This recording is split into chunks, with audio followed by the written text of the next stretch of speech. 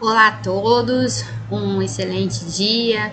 Vamos começando aqui a nossa Semana do Meio Ambiente com a oficina Alimentação, Consumo e Meio Ambiente e você com isso. Esse tema foi sugerido pelos meus alunos da graduação em Tecnologia e Agroecologia da Universidade Federal de Roraima. Eles vão ser apresentados daqui a pouquinho, eu vou apresentar para vocês quem são os alunos que vão fazer essa oficina.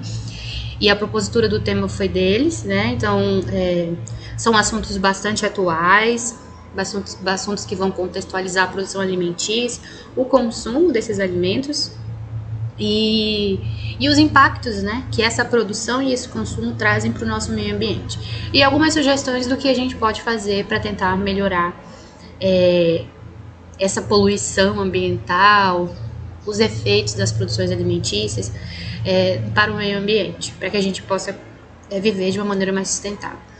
O interessante é que a agroecologia, ela é uma ciência em que uma das suas vertentes é garantir que a alimentação seja segura, né? Que a gente tenha segurança alimentar. Então, por isso, dá a importância tão grande desse tema hoje para a gente tratar aqui. Então, eu sou a professora Daniela, sou professora da Escola Agrotécnica, sou tecnóloga agroindustrial formada pela Universidade do Estado do Pará, tenho mestrado em Ciência e Tecnologia de Alimentos e doutorado em Biodiversidade e Biotecnologia, aqui pela Universidade Federal de Roraima. Como eu disse, sou professora da EAGRO desde 2010, tenho trabalhado com tecnologia de alimentos, normalmente absorvendo a produção de laticínios, né, de seus derivados, e também trabalhando com tuberosas, né, como batatas doces, atualmente. Também vão fazer parte dessa oficina a aluna Alice, do curso de Agroecologia. Ela é bolsista PIBIC, do Laboratório de Tecnologia de Produtos Agropecuários, também trabalha com produção alimentícia. Na verdade, os alunos que vão apresentar essa oficina, todos eles trabalham com produção alimentícia, né, e são bolsistas do Laboratório de Tecnologia de Produtos Agropecuários. Mas aqui é para vocês conhecerem quem vai estar com vocês aí durante essa oficina. Essa é a Bárbara, também aluna do curso de Agroecologia e também bolsista do laboratório. O aluno Lailson também é discente de agroecologia, porém ele é egresso do curso técnico em agropecuária da Agro. Então é bacana porque aí a gente tem um misto nós formamos alunos em agricultura tradicional e alunos em agricultura agroecológica, né? Então é bacana porque ele já tem mais ou menos a experiência, está no meio do curso, então tem uma experiência com as duas áreas. Ele também é bolsista do laboratório. E encerrando aqui a Ralane também, bolsista do laboratório e também discente do curso de agroecologia. O bacana, né, é que foi feito o convite para os alunos para ministrarem essa oficina em função de uma produção de vídeo que nós fizemos para o Dia do Meio Ambiente. Inclusive, ele vai compor aqui essa apresentação para que vocês possam assisti-lo também, bem interessante. Então, o que vai ser abordado nessa oficina? Né? Então, a gente vai ter alimentação, essa primeira parte eu vou falar, a gente vai falar um pouquinho sobre a alimentação, as cadeias produtivas e se nós formos realmente fazer uma análise do que seria essa produção alimentícia, se a gente parar para pensar em tudo que a gente come, é muita coisa. Então a gente come carne de todos os tipos, seja bovina, suína, de frango, que são as carnes mais comercializadas, né? E dentro desse nicho das cadeias produtivas de carne, a gente tem todos os derivados, sejam eles de origem bovina, suína e de aves também. A gente tem linguiças, salsichas, presuntos, bacon, produtos defumados, carnes embaladas a vácuo, enfim. Nós temos uma infinidade de produtos alimentícios, né? Então a cadeia produtiva desses produtos ela é muito extensa. A gente não teria realmente como falar tudo só numa oficina. E aí a gente também vai para a produção vegetal aqui, na parte dos orgânicos. Mas lembrando que vai ser falado de uma forma bastante interessante a diferença entre o que é orgânico, o que é tradicional, enfim, pela Alice. Mas assim, a gente vai tratar de forma o orgânico dentro da produção vegetal. Mas que fique claro que a gente já tem produção animal de forma orgânica, tá? Isso é muito legal também. E a biodiversidade e a produção de alimentos, como fica, né, essa associação entre a biodiversidade, você manter a nossa biodiversidade e mesmo assim manter uma produção alimentícia, né? Como que a gente visualiza isso? É bem uma coisa bastante interessante, né? Nós somos na região, nossa região é a Amazônia, e a gente sabe que a Amazônia ela é o centro da biodiversidade do mundo, né? Vamos dizer assim. Em questão de micro-organismos, de vírus, de espécies animais, de espécies vegetais.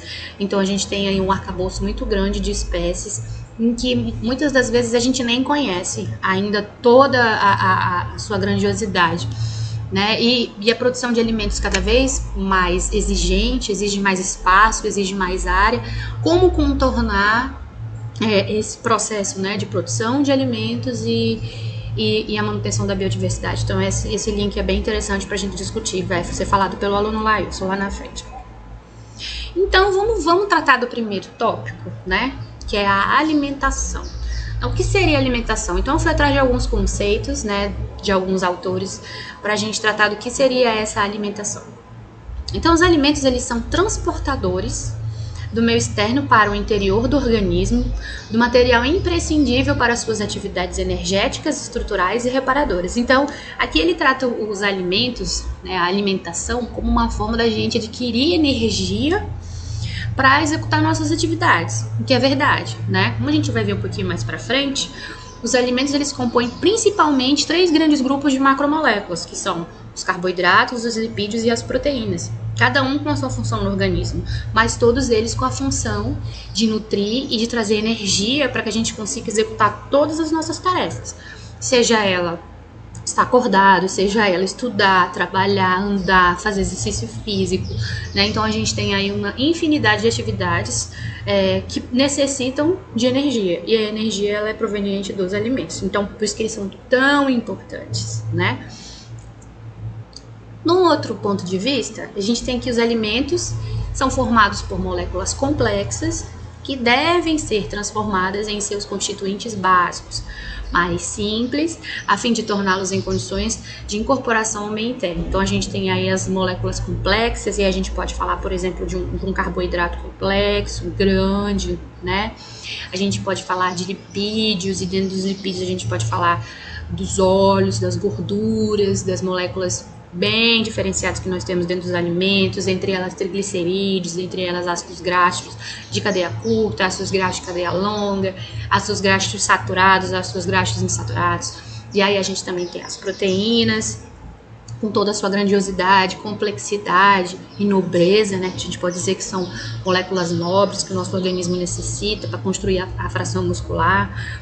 Então a gente se alimenta dessas moléculas, né, desses nutrientes, e o nosso organismo é capaz de quebrá-los em pequenas moléculas para que o nosso corpo possa absorver e produzir energia e armazenar na forma de energia para uso posterior, enfim. Então a gente tem aí funções importantes. Então é importante se alimentar, é importante comer, né? E como a gente obtém esses alimentos? Da onde eles vêm? Como eles são produzidos? Qual a diversidade que eu tenho para comer hoje? Então, se a gente for avaliar a diversidade de alimentos que a gente tem para comer hoje, é bem extensa, bem grande, muito valiosa, né? Então, nós temos os produtos principais e temos todos os seus produtos derivados. Eu vou mostrar mais para frente para vocês uma pirâmide, e essa pirâmide é bem simplificada, né, em relação à nova pirâmide alimentar que a gente já tem até hoje, com alimentos processados, alimentos ultraprocessados. Então a gente tem aí uma variedade de alimentos. E o que a gente gera, né, para o nosso meio ambiente com essa produção alimentícia? Então nós temos aí a geração dos alimentos propriamente ditos, mas nós também temos os gastos, os recursos naturais para a produção desses alimentos, e nós temos a produção de resíduos alimentares. Nós temos, além disso, a produção de lixo, né? Então, qual o preço, né, da gente se alimentar bem, ter uma alimentação saudável, uma alimentação que nos complete, uma alimentação que vai nos permitir absorver energia para a gente ter nossas atividades. E eu com isso? E o meio ambiente? Como é que fica? Então, vai ser bem bacana essa discussão para a gente entender aí o que cada produção alimentícia gera para o meio ambiente. Então, temos outro conceito. Então, dentro do conceito aqui desses autores, a concepção do alimento como carreador de estrutura química com função de fornecimento de energia, aí temos energia novamente, estruturação e manutenção do corpo humano corresponde um domínio que trata de composição química, qualidade sanitária, inocuidade do alimento e tecnologia de sua produção. Então esse conceito aqui ele está bem mais amplo, ele está envolvendo até a produção alimentícia, né? Como é esse alimento? Ele é um fator importante de transporte de nutrientes, sim, mas o que mais garante que esses nutrientes vão chegar até essa pessoa que vai consumir? Vai chegar com uma composição química que seja o ideal para que a pessoa vá consumir e garanta que ela vai ser nutrida, né? A qualidade sanitária. Então, a higiene, ela vai ser muito importante, porque um alimento que traga contaminações de qualquer natureza, seja ela física, química, biológica, ela pode comprometer a composição nutricional desse alimento e ela pode comprometer essa absorção desses nutrientes que vão ser necessários para o organismo. Inocuidade, né? Garantir que ele seja seguro, né? Que esse alimento não traga uma contaminação microbiana grave, né? E a gente tem vários exemplos de contaminações microbianas que geram problemas graves de saúde, né? Desde os mais simples até os problemas mais graves, como, por exemplo, via óbito, né? Por uma contaminação por micro-organismo. Então, o alimento passa da sua função de nutrir a ser um veículo, né? De contaminação. E as tecnologias aplicadas à sua produção, né? O que vai ser necessário para produzir determinado alimento. Então, ele envolve um conceito mais amplo aí do que seria esse alimento participando do seu processo de alimentação. Bom, em relação ao que a gente tinha falado, né, da alimentação, tudo aquilo que a gente falou de nutrir, das tecnologias, super importante. Mas a nossa Constituição Federal tem um artigo que diz aqui, né, que são direitos sociais, a educação, a saúde, a alimentação, né, então é direito social. O trabalho, a moradia, o transporte, o lazer, a segurança, a previdência, a proteção à maternidade, à infância, assistência aos desamparados. Então, a Constituição, ela prevê que a alimentação é um direito social. Então, a pessoa tem direito de se alimentar. Mas esse direito à alimentação, uma alimentação adequada, uma alimentação segura, uma alimentação com insegurança, né? O que a gente vê hoje dentro de uma população? Hoje, né, nós somos em torno de 208 milhões, né, de habitantes aqui no Brasil e no mundo. Essa expectativa é muito maior e o que a gente observa, né, no nosso Brasil é pessoas comendo. Eu vou mostrar uma imagem para vocês do Censo Agro, que eu achei bem legal, mostrando que a população até 2017 se alimentava muito bem, assim, a maioria, né? E essa insegurança de não ter o que comer era pequena. Mas isso mudou muito hoje, né? Há esses 2 anos aí, 1 ano e meio que a gente está nessa situação de pandemia e o que a gente vê realmente são muitos pratos vazios. Então esse direito ele realmente não está conseguindo ser atendido durante essa situação de calamidade que a gente está passando agora. E isso é muito triste. Essa afirmação de que é direito social a alimentação, ela fez parte da Carta Magna em 2010. Mas o combate à fome, realizado nas últimas décadas, já estava alinhado ao espírito da legislação original. Hoje, a incerteza sobre a disponibilidade de alimentos já não é a realidade para a maioria dos brasileiros. Esse dado é do Censo Agro 2017, que a gente já viu uma mudança desse ano para cá, né? Mas a qualidade do que é ingerido ainda é uma importante preocupação. E isso é um outro ponto, né, que a gente pode levantar aqui em relação à incerteza da alimentação pode ter diminuído, mas e a qualidade dessa alimentação? O que o brasileiro come, né, hoje? Então, em relação à alimentação e o atendimento da população, né, seja ela no nosso Brasil ou seja considerando uma população mundial, né, é importante observar que o aumento da obesidade nos últimos 30 anos, né, Nós tivemos quase 60% das pessoas na condição de sobrepeso na Pesquisa Nacional de Saúde de 2013. Isso mostra que a população tem feito escolha de alimentos que extrapolam a quantidade de sódio, gordura e açúcar. Então, assim, eu coloquei uma observação aqui nessa alimentação, né? Porque a gente acabou de falar vários conceitos sobre alimentação e que a alimentação ela tem a função de nutrir, né? Então, a gente tem a produção dos alimentos e a gente consome esses alimentos na função de nutrir. Porém, o que a gente está observando mais recentemente, nas últimas décadas, né, a gente pode até dizer assim, é que as pessoas estão fazendo escolhas em que estão levando ao aumento do peso, né, do sobrepeso e formação da obesidade em muitos indivíduos. A gente está vendo muitas pessoas assim. Isso pode estar relacionado, inclusive, com a praticidade de hoje, né? Então a gente tem aí alimentos muito processados, né? Alimentos ricos em carboidratos, de fácil acesso e muitas das vezes por conta de uma rotina muito atribulada, uma rotina de pouco tempo para realizar as suas atividades e as refeições, né, de qualidade, a pessoa acaba comendo o que tem. A verdade é essa. Come o que tem, é muito mais rápido você fazer um macarrão instantâneo, que ele é 3 minutos, né? Do que você sentar, fazer uma salada e se alimentar bem. Enfim, então essas escolhas elas estão sendo afetadas, né? Ultimamente, por conta dessa praticidade, né? Dessas escolhas equivocadas. Até mesmo por falta de conhecimento, né? Da pessoa em relação ao que comer, ao que escolher. Não tem esse conhecimento mais um pouco aprofundado em relação ao que comer. Então a nossa rotina hoje ela é muito rica em carboidratos. Então você acorda de manhã, você come pão, aí você toma leite com açúcar, né? O café com açúcar mais o pão.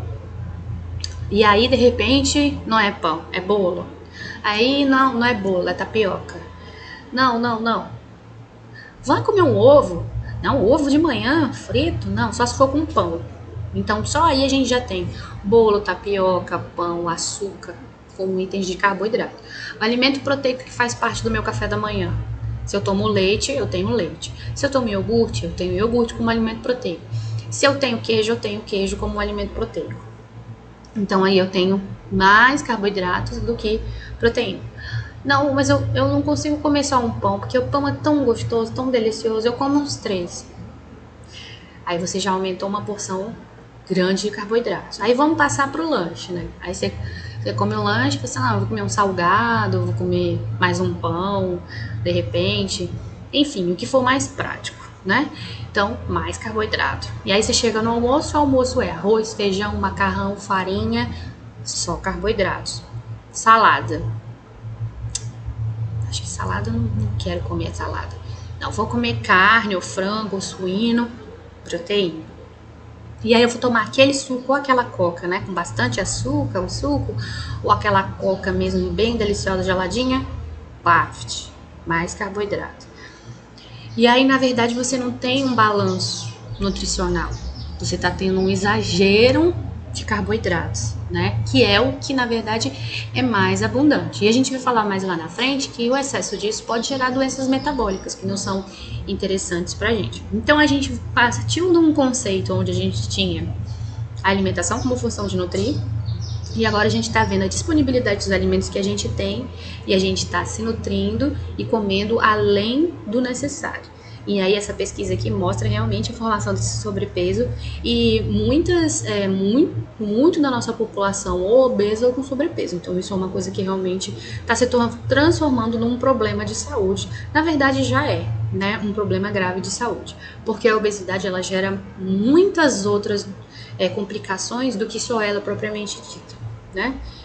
Então falamos aqui dela, né, dessa obesidade. Em relação ao que se come, ao que se escolhe, ao que se tem disponível. E aqui eu dei uma reforçada e coloquei para a gente ver em figura, em um gráfico mostrando o percentual do que se come.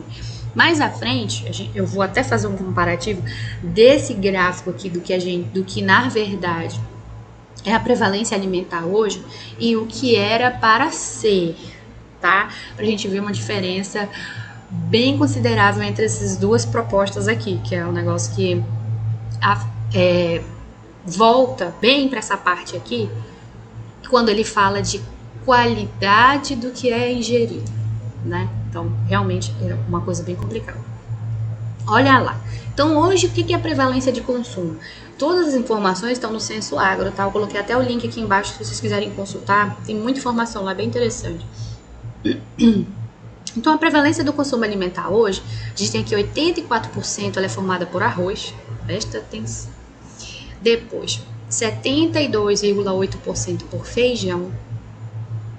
Aí vem a carne bovina aí com quase 50%. As aves, né, com 27%. A gente nem tá vendo a entrada dos suínos aqui, né? Que hoje, ainda se a gente avaliar nesse preço de hoje, porque hoje esses dados são de 2017, mas no preço de hoje a carne suína ainda é muito mais barata comparado com o frango e com a carne bovina, né? E o macarrão aqui com 18%. Então a gente tem aqui esse outro gráficozinho mostrando nessa parte verde aqui, a gente tem que 74,2% das pessoas têm acesso regular e permanente a esses alimentos. Mas vamos explicar, né? Especialmente arroz e feijão, que é o que a gente tem de prevalência alimentar aqui. A incerteza quanto à quantidade e qualidade dos alimentos, né? Então a gente tem aqui considerado como até leve essa insegurança, né? 17,1% aqui em amarelo. Redução na quantidade e qualidade de alimentos entre adultos. O número é baixo, né? 5,1%. Isso reflete uma situação até interessante em relação à fome, né? Mais qualidade, aí a gente já fala em outra questão. E redução na quantidade e qualidade de alimento em crianças ou fome. Então, esse número está em 3,6%, né? Insegurança grave. 2017, né? Aqui esses dados, ó. Pesquisa de orçamentos familiares 2008, 2009, PNAD 2013, segurança alimentar. Então, esses dados são muito antigos, né? Hoje a gente já viu com a pandemia aguardar as publicações de novos dados aí, porque isso mudou muito. Então, esse dado aqui foi publicado por esse censo IBGE. Peço desculpa, não é 2017, é 2012, né? Tá um pouco antigo. Mas tem um censo agro mais atual, que eu coloquei umas tabelas lá na frente, que falam sobre a composição nutricional dos alimentos. Então, a gente vê aqui a comida, porém, a qualidade dessa comida que é a questão, né? O que os indivíduos estão se alimentando. Então, por exemplo, arroz, a gente vai ver na tabela de composição lá na frente, o arroz ele é riquíssimo em carboidrato. Feijão é um alimento de origem vegetal que tem uma quantidade de proteínas, a gente vai ver isso também, porém também é riquíssimo em carboidratos. E a gente não vê no prato aqui do brasileiro, dessa prevalência, nenhuma fibra, né? E as fibras elas são relacionadas aos vegetais. Então, folhosas, né? Tuberosas, aí também tem grande quantidade de carboidrato, mas também tem na sua composição fibras alimentares, que são aquelas frações dos alimentos em que a gente não consegue digerir, só passa pelo sistema digestivo, então a gente não tem absorção de calorias nem nada. Então a gente tem aí realmente alimentos muito calóricos dentro da prevalência alimentar do brasileiro, nessa tabela. O que nos preocupa, né, em relação a essa obesidade que nós já comentamos aqui. Então eu coloquei uma pirâmide, né, e essa pirâmide alimentar, eu gosto assim porque ela é bem explicativa, bem autoexplicativa, né, e quando a gente estuda lá em geografia, aí lembrando dos meus amigos, meus colegas aí da professora de geografia, a gente sabe que a base da pirâmide é a quantidade maior, né? E o topo é o menor. Então, dentro da alimentação é a mesma coisa. Então, a gente tem uma base de pirâmide de alimentos mais abundantes, que são aqueles alimentos que participam mais da nossa alimentação durante o dia. E conforme vai subindo, a gente tem os demais alimentos aí em menores proporções, né? Então, a gente tem aqui na base da pirâmide os alimentos energéticos, né, que eles estão aqui. O interessante da pirâmide aqui também é que ela veio com a quantidade de porção que você pode comer. Então, de repente, se você estiver participando dessa oficina, você já olha e fala, meu Deus, estou comendo muita coisa fora do que era para comer. E nesse site aqui, ele vem também, que está citado essa pirâmide, ele vem explicando para você a quantidade de alimentos dentro dessa porção, tá? Então, dizendo aqui para vocês que eu não sou nutricionista, tá? Eu sou tecnóloga agroindustrial, mas a gente estuda esses conceitos de nutrição, assim, muito poucos, e vocês, caso desejem, né, aí para frente formar uma alimentação mais saudável, vocês devem procurar um profissional. Então, a gente tem aqui esses alimentos energéticos, aí bacana que essa imagem ela mostra macarrão, pão, até integral, tá? Batatas, aí a gente tem aqui farelos, né, de aveia, e a gente tem até umas sementinhas aqui, enfim. E esses alimentos, eles compõem grande parte da nossa rotina alimentar, né? Então, nosso prato tem vou mostrar aqui a foto do prato, ó. Nosso prato, ele tem uma composição, né? Ele tem que ter carboidratos. Olha aqui, 25% do nosso prato deve ser carboidratos. Isso é um prato de almoço, né? Ou de jantar. E dentro do nosso dia a dia a gente tem as refeições e a gente automaticamente vai incluir esses alimentos energéticos. Os alimentos energéticos são aqueles alimentos que vão gerar energia para o desenvolvimento das suas atividades diárias. Preciso desses alimentos energéticos? Sim. O seu cérebro, é o seu órgão principal, é o órgão que controla todas as suas ações, ele solicita esse carboidrato. Ele solicita essa glicose para que ele possa funcionar. Quando você resolve não dar para o seu cérebro essa glicose, esse açúcar, essa energia, ele vai reclamar. Ele vai te dar sono, ele vai te dar dor de cabeça, ele não vai deixar você ter uma atividade normal até que você ponha para dentro o que ele quer. Por isso, que é o que eu sempre digo para os meus alunos, o café da manhã é uma refeição muito importante para que você possa dar o start no seu dia. Comer muito carboidrato, 3, 4 pães, não, exagero. Uma quantidade pequena já é suficiente, mas é um alimento necessário. Então a gente tem dentro dessa base o arroz, o feijão, o trigo, né? E aí do trigo você tem os seus biscoitos, seu pão. Então açúcares menores como a sacarose, que vai adoçar o seu leite, seu café. Enfim, são alimentos energéticos que eles devem estar presentes no seu dia a dia, porque eles fornecem essa energia primária para o seu organismo, tá? O excesso deles é ruim, então deve-se comer de forma moderada. Quem vai dizer para você? Um profissional preparado para isso.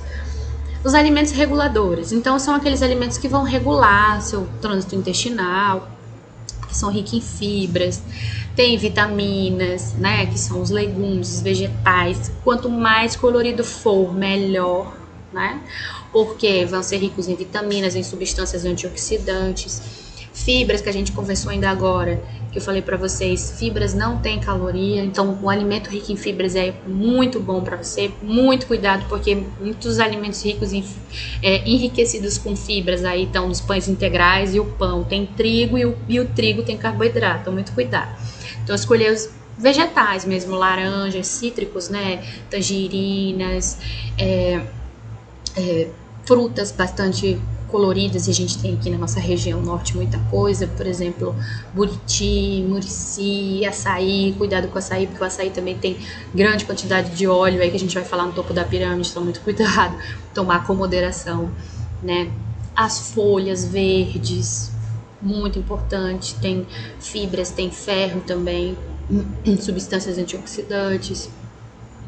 Então a gente tem aí a cenoura, né, que é rico em provitamina A, que são os carotenoides, é importante comer raladinha, crua, brócolis. Então a gente tem uma variedade de vegetais, frutas, que a gente pode incluir como agentes de regulação. Às vezes as pessoas elas têm dificuldades, né, de comer frutas e hortaliças, mas é um hábito que você vai adquirindo conforme você vai insistindo, tá? São importantes para o funcionamento do organismo. E aí a gente tem os construtores. Aí o legal aqui é que ele botou um leite, um frango e um feijão, né? O feijão, pode, professora, feijão tem proteína, tá? É um alimento de origem vegetal, mas que tem proteína, tá? Não é muita proteína, mas tem proteína. É importante comer feijão. E feijão também tem ferro, é rico em ferro, então é importante. Então a gente tem o leite, as carnes são construtores. Alimentos ricos em proteínas são chamados de alimentos construtores, porque vão participar da formação dos músculos. Então são alimentos Por exemplo, os alimentos de origem animal, a gente vai falar mais lá pra frente, são alimentos riquíssimos em proteínas e com proteínas de alto valor biológico. O valor biológico, ele é formado pela quantidade e qualidade de aminoácidos essenciais que esse produto tem. Então, ele é importante para estar presente nessa alimentação. Então, aí a gente vai falar de carne, ave, suíno e a sua cadeia produtiva. Por que produzi-los, né? Porque precisamos comê-los para que a gente tenha formação das nossas estruturas musculares, e várias e diversas proteínas aí são construídas a partir da alimentação que a gente tem. Então é importante a gente ter esses conceitos iniciais. E os alimentos energéticos, eles são os óleos, as gorduras, né? Que são importantes para a construção dos colesteróis, por exemplo, né, do nosso organismo. Nós temos colesterol bom, temos colesterol ruim, temos que ter os dois, principalmente, porque eles têm uma proporção ideal entre eles e que a gente precisa ter, e formam os nossos hormônios, formam as nossas camadas de controle de temperatura, são energéticos também. Quando a gente não tem a quantidade suficiente de açúcar que a gente precisa, eles entram aí no metabolismo energético para a produção de energia para que a gente continue fazendo as atividades. Então, dentro desses energéticos aqui extras, né, são muito importantes, são os óleos e gorduras e os açúcares doces, né, que a gente mostra aí para vocês que o consumo deve ser dentro de um limite. Então, legal essa pirâmide, porque ela mostra pra gente umas coisas bem interessantes. Voltando, né, quero fazer dieta, vá procurar um profissional recomendado para isso, para que você possa se alimentar melhor. Então, a gente falou aqui do prato ainda agora. Então, olha só o prato, ó. 12,5% de proteína vegetal, 12,5% de proteína animal. Bacana, já dividiu. 50% do seu prato deve ser de proteína, tá? Importantíssima aí as proteínas dentro da alimentação. 25%, desculpa, gente, 25%, não é 50% não, 25%. Desculpa aí essa soma errada. E aí a gente tem 25% também de carboidrato, tá? E a outra parte inteira do prato, ó, 50%, vegetais cozidos ou vegetais crus, que são os alimentos reguladores, tá? Que vão trazer as vitaminas e as fibras, né? Ou seja, 50% do seu prato, ele vai ter baixa caloria, né? E mais fibras, que vão ajudar você no seu trânsito intestinal. E 50% proteína, seja de origem animal, vegetal, e aí ele sugere aqui essa divisão entre esses dois tipos de proteína, e os carboidratos. Então, sobre os carboidratos nessa alimentação, né? Os carboidratos compõem a base da pirâmide alimentar. Já viu lá, né? Uma concentração bem grandalhona. E são os alimentos mais abundantes da natureza. Então, a gente tem aí os vegetais, né? Todos ali, a base da nossa alimentação, que a gente já falou de arroz, de feijão, de farinha, de trigo, de macarrão, e tudo isso daí a gente tem uma grande concentração dentro da nossa alimentação. São energéticos, a gente já falou, né? Fornece calorias através de açúcares simples ou açúcares mais complexos e produzem energia de forma primária. É a primeira macromolécula escolhida pelo corpo, tá? Para produzir energia. Depois, em segundo lugar, vem as gorduras e por último, como a gente diz, os cavalinhos do Fantástico, né? Lá na zona de rebaixamento, as proteínas, porque elas são muito nobres, elas não podem ser utilizadas para produção de energia, a não ser que haja uma situação muito extrema, tá? Então, o excesso nesse consumo desses carboidratos, a gente tem o diabetes tipo 2 aí, né, se formando. Eu não vou entrar muito na questão, porque não é muito o foco do mini curso, né? Eu estou esclarecendo para vocês a importância da gente ter as macromoléculas nos alimentos e por que produzir os alimentos, né? Então a gente tem alguns exemplos aí: arroz, feijão, tuberoses, trigos, produtos derivados de todas essas fontes que a gente está falando, açúcar de cozinha, doces, farinhas, refrigerantes, todos eles são fontes bastante abundantes de carboidrato. E os lipídios, né, gorduras, como a gente conhece na alimentação, como eu já falei, eles são a segunda fonte de energia do corpo quando se não tem um carboidrato por algum motivo, seja ele qualquer, ou por um jejum, ou por um jejum aí, o motivo do jejum, seja ele qual for. Até o simples fato de você dormir e não se alimentar durante a noite é o período de jejum, né? Que muitos adolescentes, né, inclusive, ou pessoas que têm sonho, quebram esse jejum noturno, né, por estarem em atividades como TV, né, séries, jogos, acabam, que a gente fala de privação do sono, quebrando esse jejum noturno, que é o ideal para o organismo, né, poder manter suas atividades metabólicas normais, acabam comendo, e essa alimentação noturna, ela acaba gerando essa obesidade. Você, jovenzinho, que não observa que você ganha peso durante a noite por ficar acordado, isso é uma situação transitória. Você é jovem, seu metabolismo ainda é bastante acelerado, né? Mas isso, com o tempo, esse hábito, ele sendo mantido por muito tempo, ele pode gerar um problema grave para você mais na frente, gerando obesidade e todas as complicações que essa obesidade vai gerar. Então, os lipídios, eles são a fonte secundária, que a gente chama. No momento de jejum noturno, por exemplo, durante o sono, ou no momento de jejum que você, de repente, passou o tempo de comer, eles são acionados para produzirem energia. Quando você também faz atividades físicas intensas, aí a gente tem o gasto dos carboidratos circulantes no organismo e o início do consumo dos lipídios. Então, a gente tem ele com a fonte secundária de energia. São muito energéticos, né? A gente tá vendo aqui, por exemplo, os carboidratos oferecem 4 kcal por cada grama de alimento, os lipídios oferecem 9. Então, eles têm realmente uma quantidade muito grande de energia, por isso que a gente engorda quando a gente come muita coisa com muita gordura, tá? Então, o consumo em excesso vai sim favorecer a obesidade, assim como os carboidratos. Os lipídios, eles conseguem ser armazenados no corpo, tá? Os carboidratos, eles são armazenados nos músculos, na forma de glicogênio, que é a nossa forma de energia, e no fígado. E o excesso é convertido em triglicerídeos. E os lipídios, se não forem acionados para serem utilizados, automaticamente eles são depositados na forma de triglicerídeos. Aí na sua barriguinha, né? Seu bracinho, seu rostinho, nas suas perninhas, e aí você vai ter um acúmulo de gorduras aí no seu organismo. Então, a gente tem aí, ele pode gerar obesidade também, gerar diabetes, tá? E outras complicações aí que podem ser advindas da obesidade.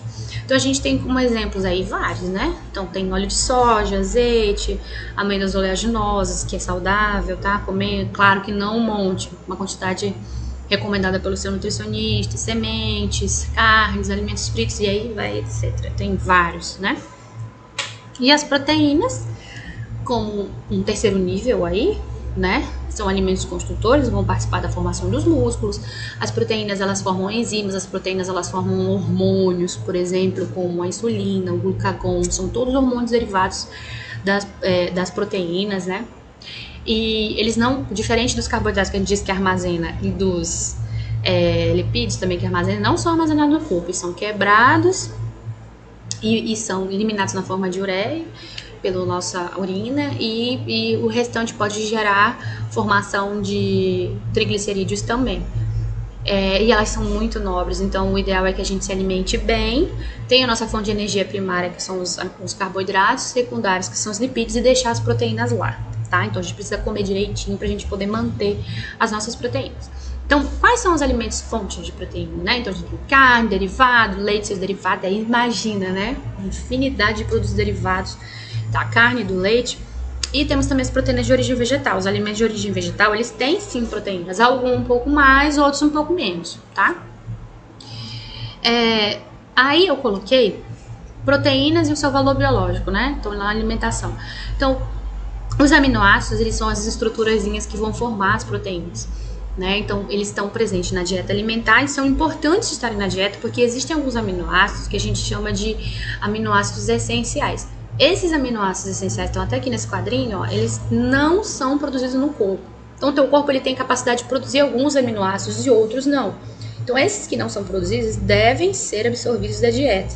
Então, dependendo da sua dieta, você pode absorver uma quantidade essencial, ou seja, suficiente ou não.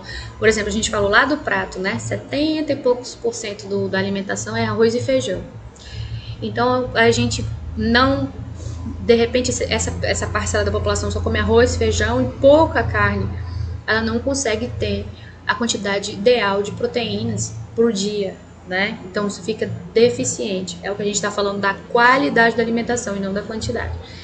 Então, a qualidade e a quantidade de aminoácidos essenciais, ela é importante para garantir a nutrição do indivíduo.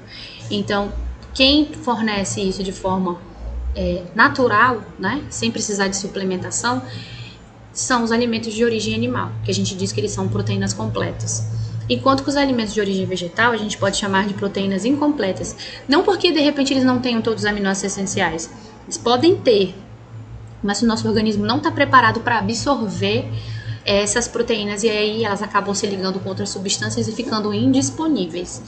Então, já existem vários estudos aí em relação às proteínas de origem vegetal, até porque hoje a gente tem o veganismo, a gente tem o vegetarianismo, então algumas pessoas realmente não comem nada de origem animal, mas precisam garantir que tenham essas proteínas para o funcionamento pleno do organismo, né? Então a gente tem aí muitos estudos hoje em relação à disponibilização de todas essas proteínas dos produtos de origem vegetal. Então, essa quantidade e qualidade de aminoácidos essenciais definem a proteína, o valor biológico, né? Então, a gente tem aqui, proteínas de alto valor biológico, leite, iogurte, caseína, que é uma proteína do leite, whey protein, né, que é normalmente isolado aí de proteínas. Eu peguei essa tabela de um site onde está fazendo propaganda de um whey protein, então automaticamente o whey protein vem aí. Então a gente tem o ovo também, com elevadíssimo valor biológico, e carnes derivadas. Então a gente vê aqui alimentos de origem animal. Enquanto que alimentos de baixo valor biológico, a gente tem as leguminosas, como soja, feijão, lentilha, cereais e outros vegetais. Então a gente está vendo aqui a relação entre o valor biológico de uma proteína relacionada com ela ser de origem animal ou ser de origem vegetal. Mas as proteínas de origem vegetal, né, as pessoas que aderem ao veganismo, a gente sabe que tem proteína, não vai ter o mesmo valor biológico de uma proteína de origem animal, mas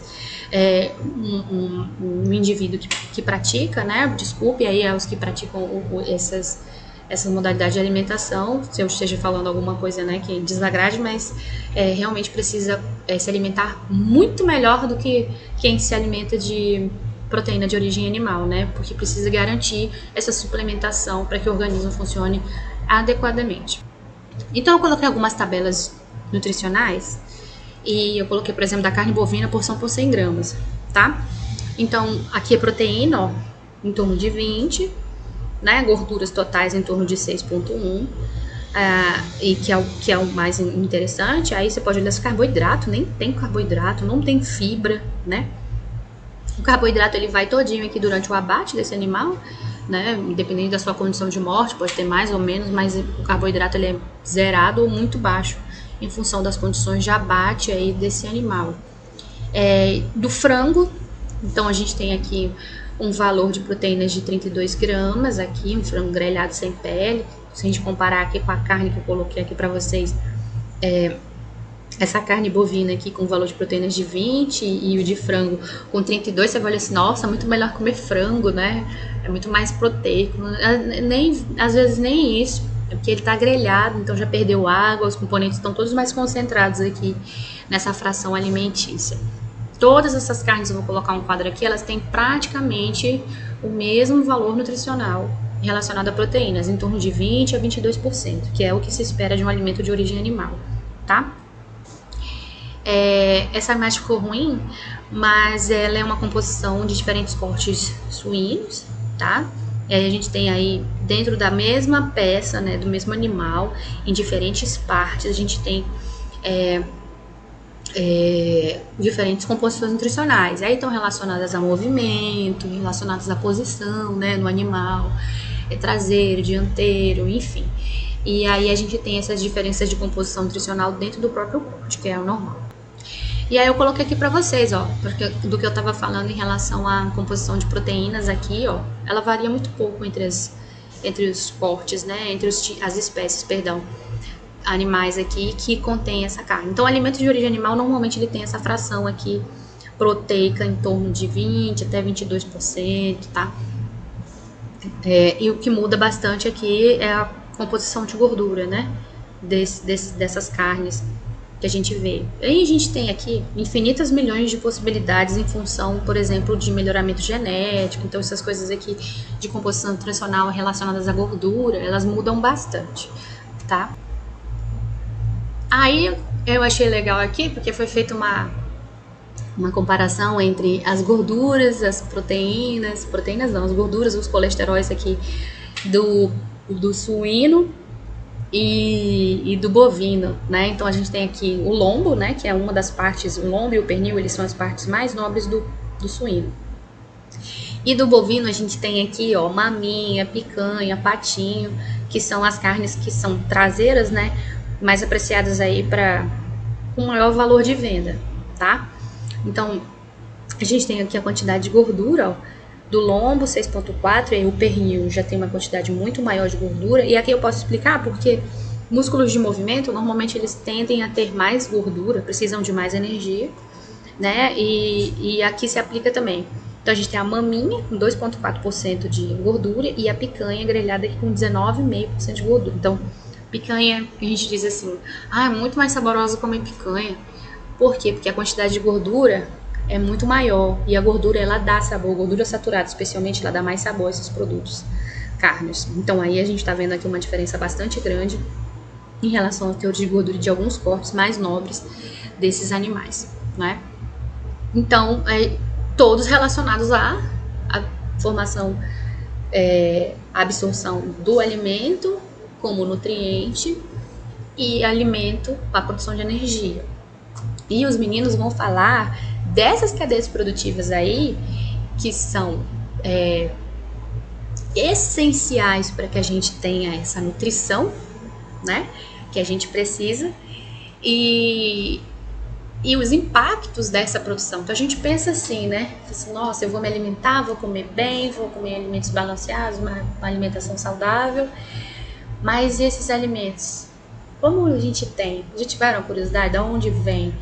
O que geram, né? Para o meio ambiente. Aí eu coloquei aqui uma composição nutricional além das carnes, do leite, né? Que é um dos alimentos que é altamente consumido, seja ele in natura, na sua forma original de leite, seja como queijo, seja como requeijão, iogurte, bebida láctea, aí tem uma variedade muito grande, né? É um alimento aí, ó, com leite integral 200 ml, 5,8 gramas de proteína, também não tem fibra. Alguns leites a gente vê que eles são integrais, e aí a gente tem 6 gramas de gordura. Essa porção é 200 ml, então ela está duplicada, né? Porque normalmente as porções são para 100. E riquíssima em cálcio, né? Que é um mineral importantíssimo aí para a formação dos ossos, né? E manutenção de muitos sistemas biológicos, o cálcio. Então ele é um alimento bastante importante. Aquele que não toma leite, mas que consuma seus derivados, é bastante importante para os indivíduos que comem produtos de origem animal, né? E aí eu coloquei 2 proteínas de origem vegetal que foram faladas lá nos pratos, né, pra gente poder verificar aqui a comparação delas.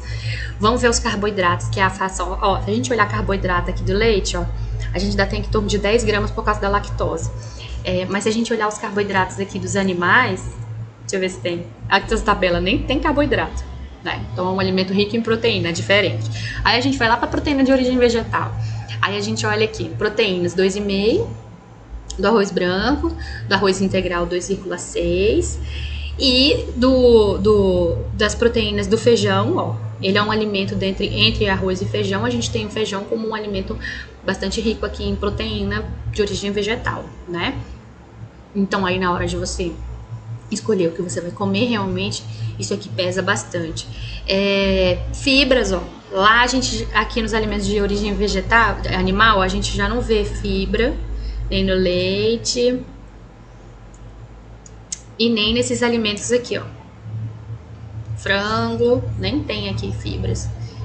Aqui tem até a fração fibra mais 0. Então, assim, cada alimento ele tem a sua proporção nutricional própria, né? Então, os alimentos de origem vegetal eles vão ter fibras. E de origem animal a gente já não vai ver. Os alimentos de origem animal são ricos em proteínas. Os alimentos de origem vegetal, a gente já viu uma queda nesse valor de proteínas, tá? Então, a gente tem que fazer aí essa balança para que essa alimentação seja adequada e ideal para que a gente consiga absorver todos os nutrientes. Como eu estava falando ainda há pouco, né? Essa produção alimentícia, né? A gente vai comendo, né? E a gente não vai observando o que tem por trás da nossa alimentação. Então, eu coloquei esses resíduos alimentares como resultado da produção, do consumo e de alimentos, né? E da produção e do consumo desses alimentos. Então, a gente tem aí muitos resíduos formados. Eu vou colocar 2. Como eu falei no começo da oficina, eu vou colocar 2 itens importantes aqui, que os alunos fizeram já esses vídeos, gravaram, eu vou incluir eles aqui para vocês. O primeiro vai falar da produção de queijos, formação de soro de leite. Soro de leite, ele era visto como um resíduo, e hoje o soro de leite é utilizado em muitas coisas, inclusive uma que de repente você não pode nem ter prestado atenção, mas o composto lácteo, que se toma como leite, ele não é leite, ele é composto lácteo, como o próprio nome diz, e ele tem grande parte da formação desse produto baseado no soro de leite. Então, é uma estratégia muito inteligente para a utilização desse produto, que hoje ele é resultado da produção de queijo. Então, vamos fazer aqui uma relação. Por exemplo, cada quilo de queijo, normalmente, em média, se gasta 10 litros de leite. Então, você tem 1 quilo de queijo a partir de 10 litros de leite. E o resto? O que virou? Soro. Isso antes era resíduo, era lançado nos rios, nas propriedades, era lançado de forma indiscriminada e não era aproveitado. E hoje, de tanta tecnologia, né, na produção de alimentos, a gente já tem um aproveitamento integral desse soro. Então, a gente vai passar primeiro esse vídeo do soro, e segundo, o professor Gendier, ele está fazendo uma oficina junto com a Daiane, também aluna da agroecologia, sobre compostagem. Depois, se vocês puderem ir lá dar uma assistida, vai ser bem legal. E eu coloquei aqui um videozinho falando sobre também compostagem, só a fim de dizer que a gente vai aproveitar os resíduos da nossa produção caseira alimentar, né, corte de legumes e tal, para produção, para compostagem e produção de um minhocário caseiro. Então, vocês vão assistir e aí depois vocês me digam nos comentários aí o que vocês acharam dos vídeos. Eu achei bem legal. Esses vídeos também estão lá no meu Instagram, professora Daniela Campos. Vocês podem entrar lá depois se vocês quiserem assistir também, e no meu YouTube também, para vocês poderem de repente rever, enfim. E também vai ficar aqui, né, na oficina que a gente está produzindo. Oi, gente! Hoje vamos falar um pouco sobre o soro do leite. O que fazer e qual o seu destino, já que ele é um resíduo alimentar. Eu sou Alice Cardoso e quem vai apresentar esse trabalho comigo é o meu amigo, Leilson Oliveira. Somos do curso de Tecnologia em Agroecologia da Universidade Federal de Roraima e fazemos parte do Laboratório de Tecnologia de Produtos Agropecuários da EAGRO. Bom, primeiramente, o que é o soro do leite? O soro do leite é um subproduto da fabricação de queijos. Está sendo reconhecido como um ingrediente de valor agregado em muitos produtos alimentícios, incluindo produtos lácteos, pães, doces, aperitivos e bebidas, devido às recentes descobertas de suas propriedades funcionais e bioativas. Considerada como uma fonte riquíssima de nutrientes, a proteína do soro do leite é extraída durante o processo de transformação do leite em queijo, como podemos ver o processo de dessoragem nas duas imagens aqui. E por ser um subproduto da fabricação do queijo, representa de 85% a 90% do volume do leite que é utilizado e retém em torno de 55% dos nutrientes do leite. Para a produção de 1 kg de queijo tradicional, são utilizados 10 litros de leite de vaca, podendo também ser utilizado leite de búfala, que daria 5,5 litros, sendo obtidos, respectivamente, 9 e 4,5 litros de soro de queijo. Os componentes que fazem parte do soro do leite. Ele contém proteínas, lactose, minerais como cálcio, fósforo, magnésio, zinco, vitaminas e traços de gordura do leite. A composição dos produtos do soro do leite varia de acordo com a fonte de leite, o tipo de queijo fabricado e o processo de fabricação. Bom, e dentre seus benefícios temos atividades antimicrobiana, antiviral, reduz a degradação muscular, ajuda na perda de peso, ajuda a manter a saúde óssea e melhora o humor. E sabemos que o soro do leite, na sua composição, a maior parte é água, e a menor parte é matéria seca. E da matéria seca, temos a lactose, o ácido lático, proteínas, gorduras e minerais. E aqui podemos ver também as proteínas que temos presente nele. E dentre os componentes do soro do leite, a proteína, que constitui aproximadamente 20% da proteína total do leite, atualmente possui o maior valor.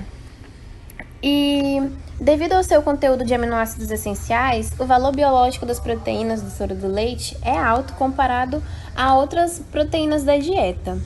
E as proteínas do soro do leite também são boas fontes de aminoácidos de cadeia ramificada, que esses aminoácidos são importantes porque ajudam a minimizar os danos musculares sob condições de aumentado colapso proteico, o que torna o soro do leite particularmente benéfico para os atletas. E aqui também temos os tipos de soro de leite. Temos o soro de leite doce e o ácido. O soro de leite doce, ele é derivado da fabricação de queijos produzidos com enzimas como cheddar, mussarela ou queijo suíço e é responsável pela maioria da produção do soro de leite dos Estados Unidos.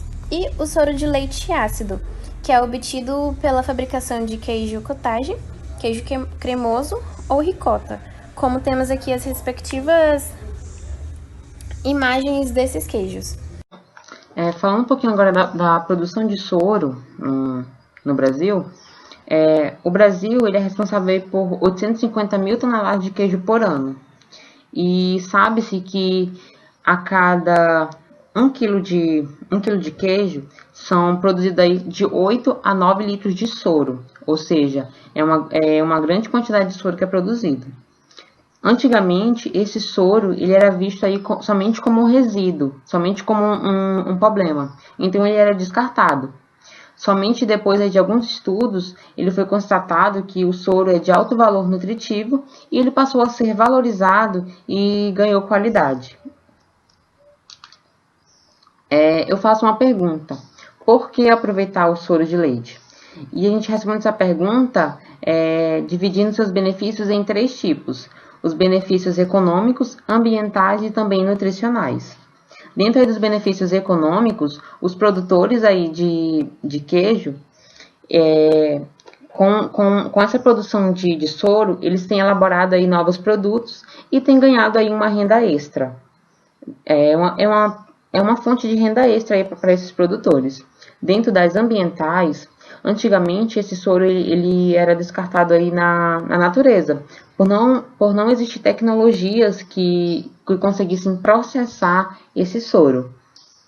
E o seu descarte na natureza causava aí danos ambientais, porque sabemos que o soro de leite ele é altamente poluente, né? E devido a isso se iniciou as pesquisas com o soro e foi descoberto o seu beneficiamento e o seu beneficiamento dele de uma maneira de ser um subproduto da produção de queijo. Já nos benefícios nutricionais, o soro de leite ele possui um alto valor nutritivo, que já foi mencionado anteriormente. Ele é aí uma fonte de proteínas, apresenta uma alta digestibilidade e também apresenta aí propriedades funcionais. Atualmente já possui várias aplicabilidades e pode ser empregado aí na indústria alimentícia em diversas áreas, entre elas a produção de soro de leite em pó, que é o famoso aí composto lácteo, né, vendido em supermercados, proteínas concentradas do soro do leite, conhecido aí como o whey protein, que o whey protein ele é um conjunto aí de proteínas extraídas do soro do leite e industrializadas. Esses isolados proteicos que são extraídos do soro, eles são aminoácidos, né, que são essenciais e que auxiliam na hipertrofia muscular, ou seja, é muito aconselhado para pessoas que fazem exercícios físicos. Fora isso, a gente também tem a produção aí de bebidas lácteas e pão, a fabricação de ricotas, caseinatos, creme de leite, outros ingredientes lácteos, e também ele é muito utilizado aí na alimentação animal.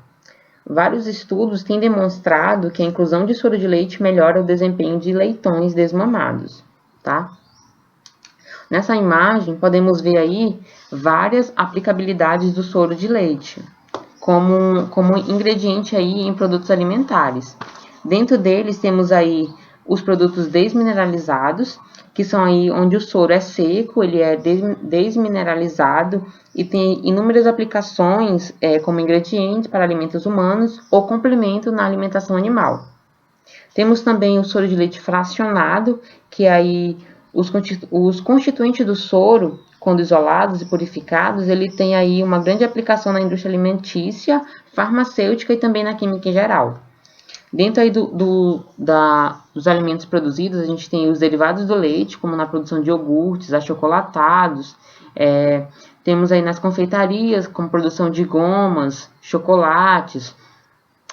Na produção de pães e derivados, produção de carne, como por exemplo em presuntos, onde eles são fracionados aí em quantidades bem pequenas, mas existe. Temos também alimentos infantis, como para recém-nascidos, prematuros e crianças, por seu alto valor nutritivo, né? Temos também fármacos, como medicamentos, pastilhas, inaladores. Temos aí os nutracêuticos, que são os probióticos, as proteínas bioativas, os prebióticos, e vários produtos aí que o soro de leite pode estar participando. E como obter aí o soro de leite em casa? Bem, é muito fácil. A forma mais fácil de se obter o soro de leite é a partir da coalhada.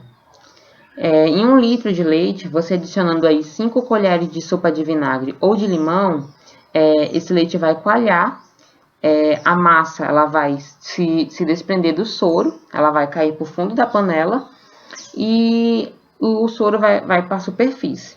Basta só você retirar esse soro com o auxílio de uma concha e pronto. Aí você vai ter o soro e você vai ter a massa. Com essa massa, você pode aí estar produzindo um queijo. Porém, lembrando, essa massa ela vai ser ácida. Por quê? Porque você vai estar utilizando aí um coagulante ácido. Se você quiser aí uma massa chamada de massa doce, você compra aí um coagulador que é vendido em supermercados e também em casas agropecuárias. Mediante a tudo isso que foi mencionado, que foi falado, a gente pode afirmar que hoje não tem mais por que o soro do leite ser descartado. Hoje, ele tem várias aplicabilidades e não existe mais motivos para o seu descarte. O nosso muito obrigado a você que assistiu até aqui. Olá, eu me chamo Ralane, sou aluna do curso de Tecnologia em Agroecologia, ofertado pela Universidade Federal de Roraima. Atualmente eu sou bolsista no Laboratório de Tecnologia de Produtos Agropecuários. E em missão à Semana do Meio Ambiente, eu e outra colega, a Bárbara, vamos falar um pouco sobre a reciclagem de resíduos orgânicos. Eu vou dar início à apresentação, logo em seguida ela vai dar continuidade no nosso conteúdo. Primeiramente, o que são os resíduos orgânicos? Eles são restos de alimentos e outros materiais que degradam rapidamente na natureza, como, por exemplo, cascas, folhas, restos de frutos e vegetais, pó de café, o esterco de animais, aparas de gramas, galhos, papéis e restos de culturas. E aqui temos as formas de reciclar esses resíduos orgânicos, como a compostagem e a vermicompostagem. A compostagem é um processo de reciclagem do lixo orgânico, transformando assim a matéria orgânica encontrada no lixo em adubo natural, podendo ela ser utilizada na agricultura, em jardins e plantas, substituindo assim os produtos químicos.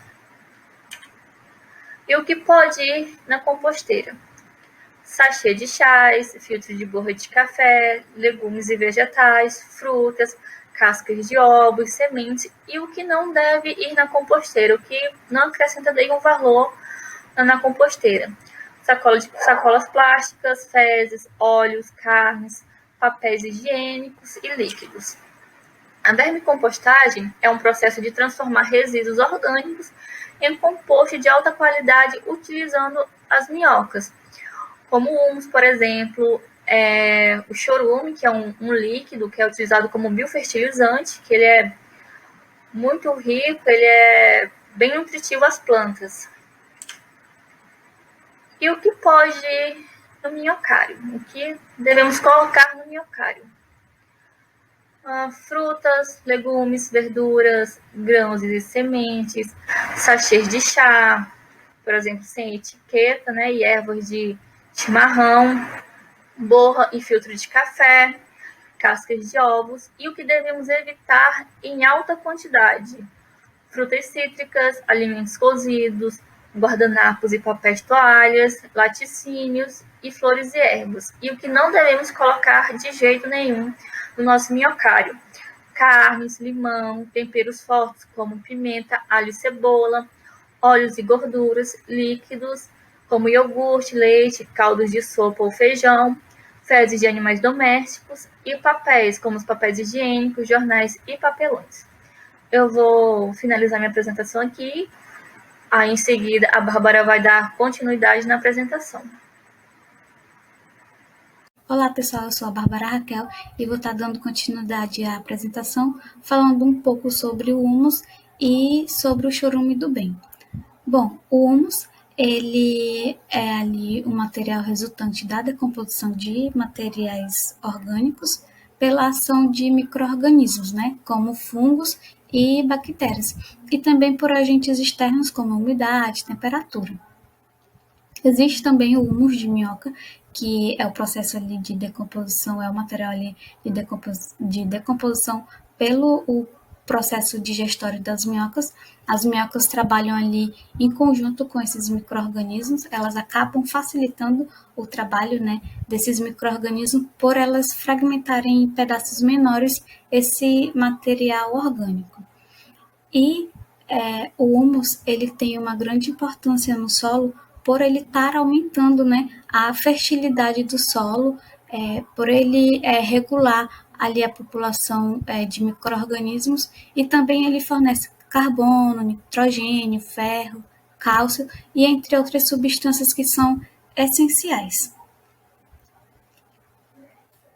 O chorume, que na verdade deve ser chamado de chorume do bem, humus líquido ou biofertilizante, por conta de o chorume ser proveniente ali daquele líquido que é resultante da decomposição em aterros, onde não tem uma seleção ali de materiais, né?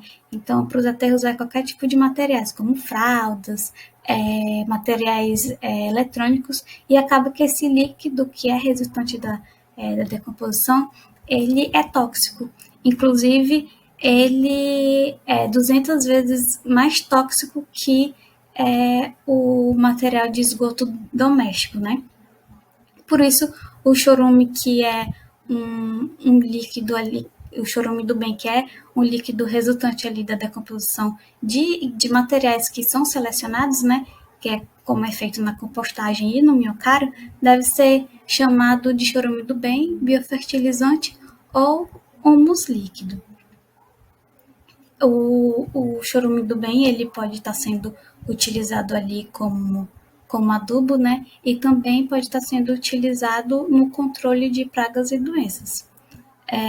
Normalmente, o chorume do bem, ele quando é utilizado, ele deve ser diluído, né? Normalmente ele é diluído ali em uma parte de chorume do bem para 10 de água.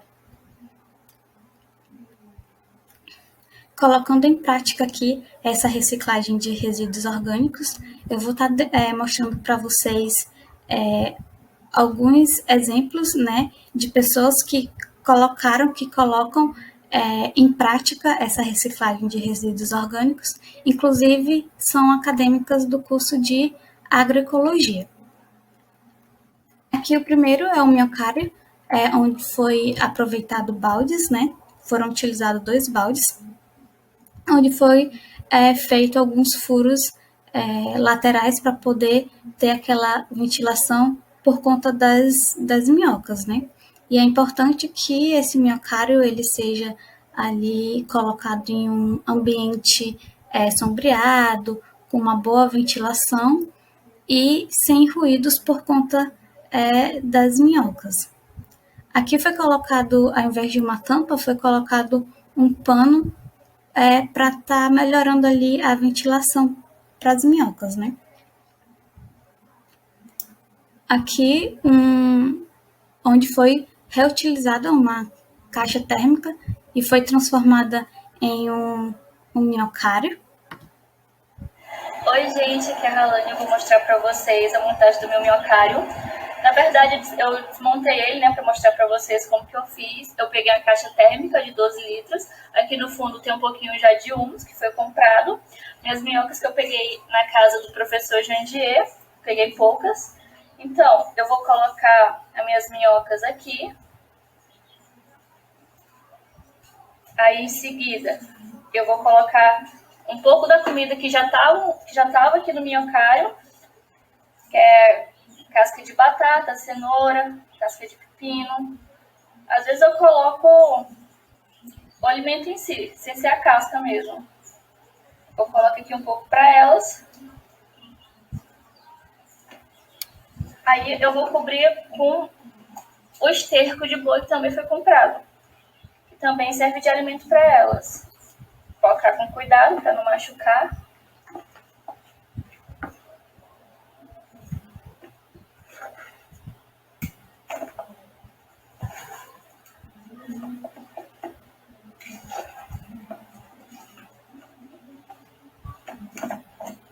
Ainda tem um pouco de alimento. Eu vou colocar o resto do alimento delas. Aqui são os brotos que eu tirei do meu minhocário, que virou uma plantação, os brotos e as plantas. E quando tá muito quente, eu pego isso aqui e barro com um pouco de água, para dar uma refrescada para elas. Não tanto porque inibem a atividade delas, né? Temperaturas frias, mas eu não deixo muito quente, porque elas também não gostam. E é isso. Esse foi meu minhocário. Oi. Outro exemplo, né, é a gogoncompostagem, que foram utilizados recipientes de sorvete. Basicamente, é o mesmo processo do minhocário, porém, aqui foi utilizado o gongolo, né, que popularmente ele é conhecido ali como um piolho de cobra também, ou gongo.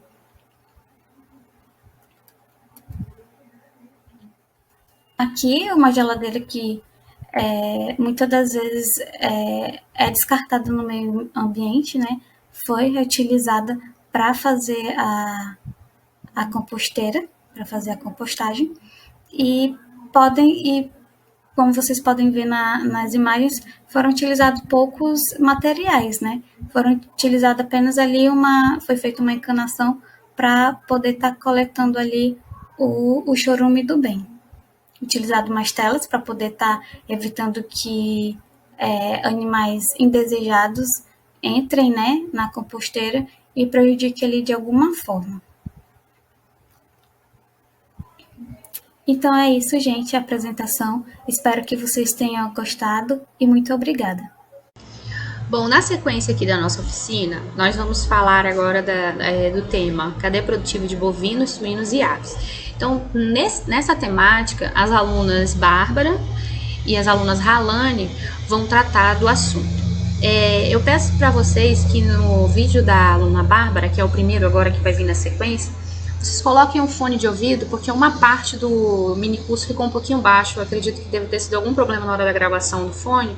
Ficou baixo, então eu peço para vocês que vocês coloquem um fone. E aproveitem, tá? Façam bastante perguntas. Um abraço e até mais. Olá pessoal, eu sou a Bárbara Raquel e vou estar falando um pouco para vocês sobre os impactos que o gado leiteiro e o gado de corte traz para o meio ambiente. Bom, a pecuária leiteira está reservada ali à produtividade leiteira e suas derivações, né, como iogurte, queijo, manteiga, e tem como destaque os estados de Minas Gerais e São Paulo. Já a pecuária de corte, ela está relacionada ali à produção de carnes e tem como os estados que se destacam São Paulo e Mato Grosso.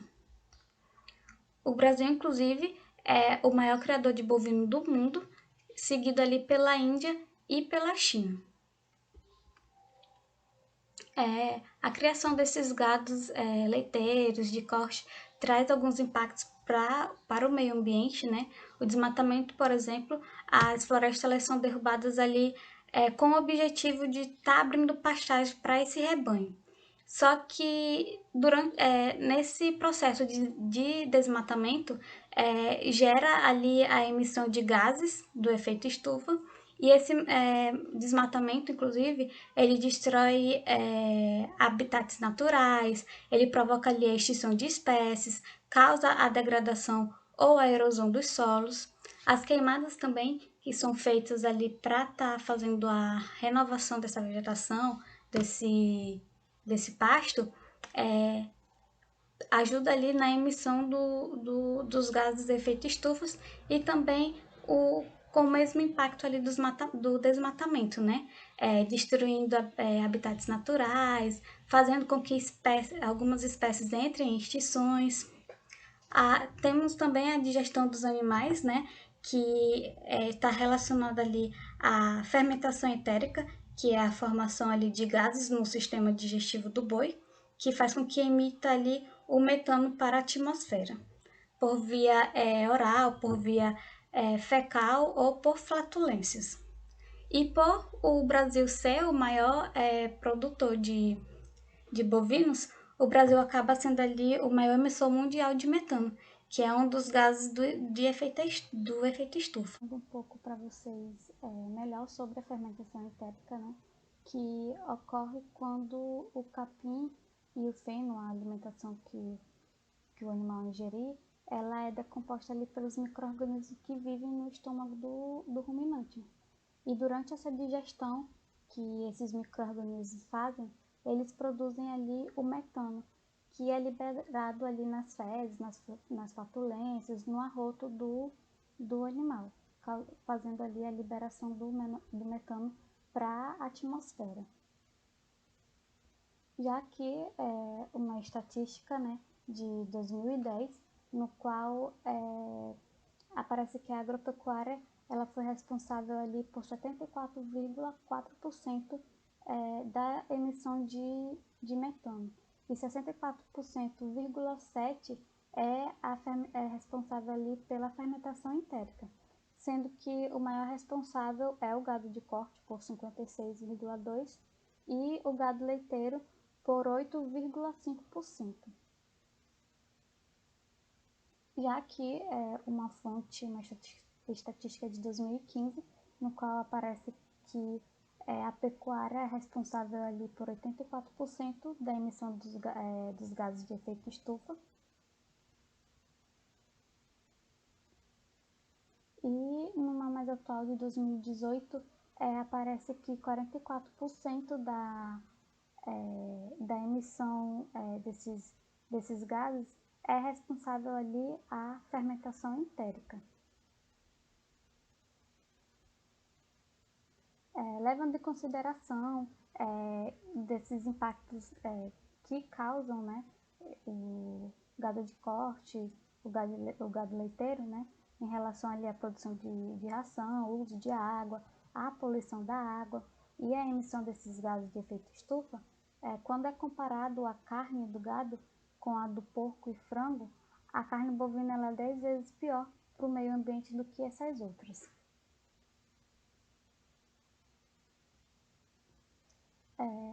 Aqui um esquema que foi publicado pela Sociedade Vegetariana Brasileira, no qual eles mostram o quanto custa 1 quilo de carne. E aí eles colocaram aqui que 1 quilo de carne equivale ali 10 mil metros quadrados de floresta desmatada, por exemplo, 15 mil litros de água doce limpa, 25 quilômetros percorridos por um carro é equivalente ali à emissão de gases de efeito estufa. Aqui é uma estimativa de 2006, que é uma estimativa de uso de água por quilo de produto agropecuário, no qual a carne bovina aparece com 15.977 litros de água, onde eles utilizam isso tudo de água. Só que atualmente pesquisadores questionam esses dados, eles inclusive pedem para que esses dados sejam atualizados, porque eles dizem que 94% da água que é utilizada na bovinocultura é da chuva e não água potável. Já no cenário atual, né, no ano de 2021, já temos tecnologias e inovações que possam estar ajudando ali nessa redução dos impactos ambientais, como por exemplo a alimentação, a dieta alternativa, a ração alternativa. Por a liberação ali desses gases estar relacionada com a alimentação do animal, atualmente o cultivo de forrageiras de qualidade vem se tornando bastante eficaz na redução desses gases poluentes. Por exemplo, na ração alternativa pode estar sendo inserida ali a larva da mosca soldado negro, que é barata, é sustentável e ainda é uma fonte proteica. E ainda vai ajudar ali na redução dos gases efeito estufa. Com pastejo rotacionado também, no qual o sobrepastoreio ele acaba ali fazendo com que aconteça ali a degradação do solo, a emissão de gases efeito estufa, como por exemplo o carbono. Então, fazer essa rotação, esse rodízio de pastoreio e menos animais em cada piquete diminui bastante esses impactos ambientais. A suplementação, por exemplo aqui o óleo essencial do tomilho e do orégano, no qual já foram feitos estudos e pesquisas que eles ajudam na redução desses gases poluentes, quando é inserida ali na alimentação dos animais.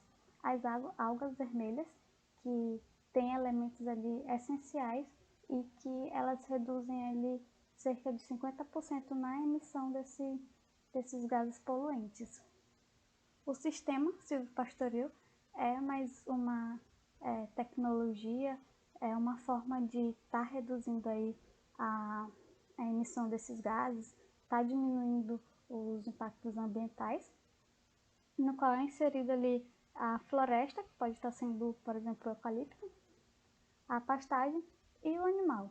O sistema silvopastoril ele ajuda a melhorar a fertilidade do solo, melhora o bem-estar animal por conta das sombras que as copas das árvores fazem, e ainda funciona como um filtro desses gases poluentes. Fora que também ainda é uma renda a mais para o produtor, no qual a madeira pode estar sendo utilizada para comercialização.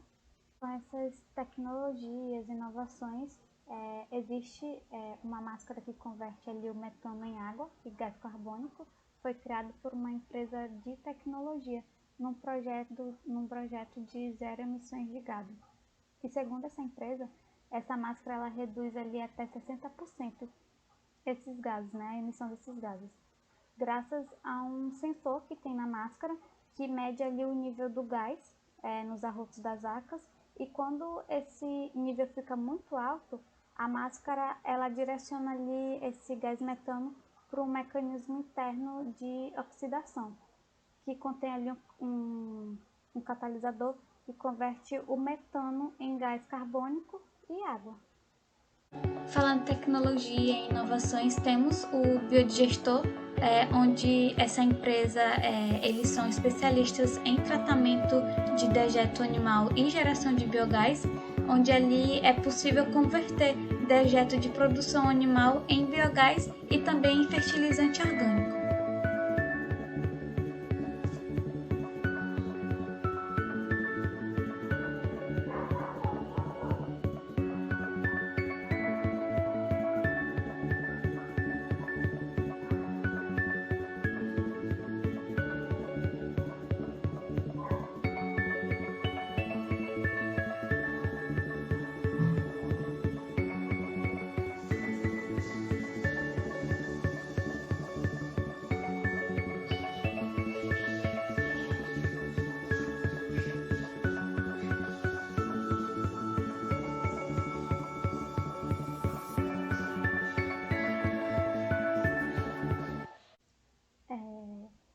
Trouxe aqui para vocês também a carne carbono neutro, onde em agosto de 2020 o Brasil ele lançou ali a primeira linha de produtos carne carbono neutro, que é o selo de certificação ali da produção de de bovino de corte em sistema silvopastoril ou agrosilvopastoril, que foi lá no início onde eu expliquei o que era o sistema silvopastoril, onde tem aquele filtro que é feito pelas árvores, né?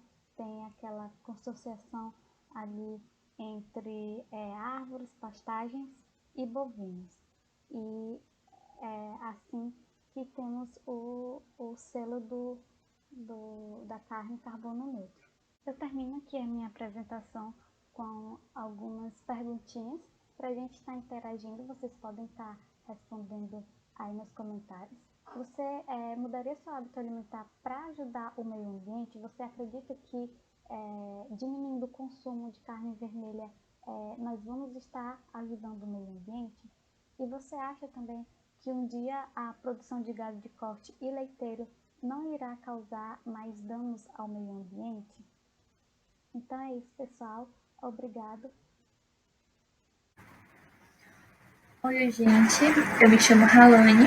Eu vou falar um pouco sobre as cadeias produtivas de suínos e aves e como estas podem causar impactos ao meio ambiente.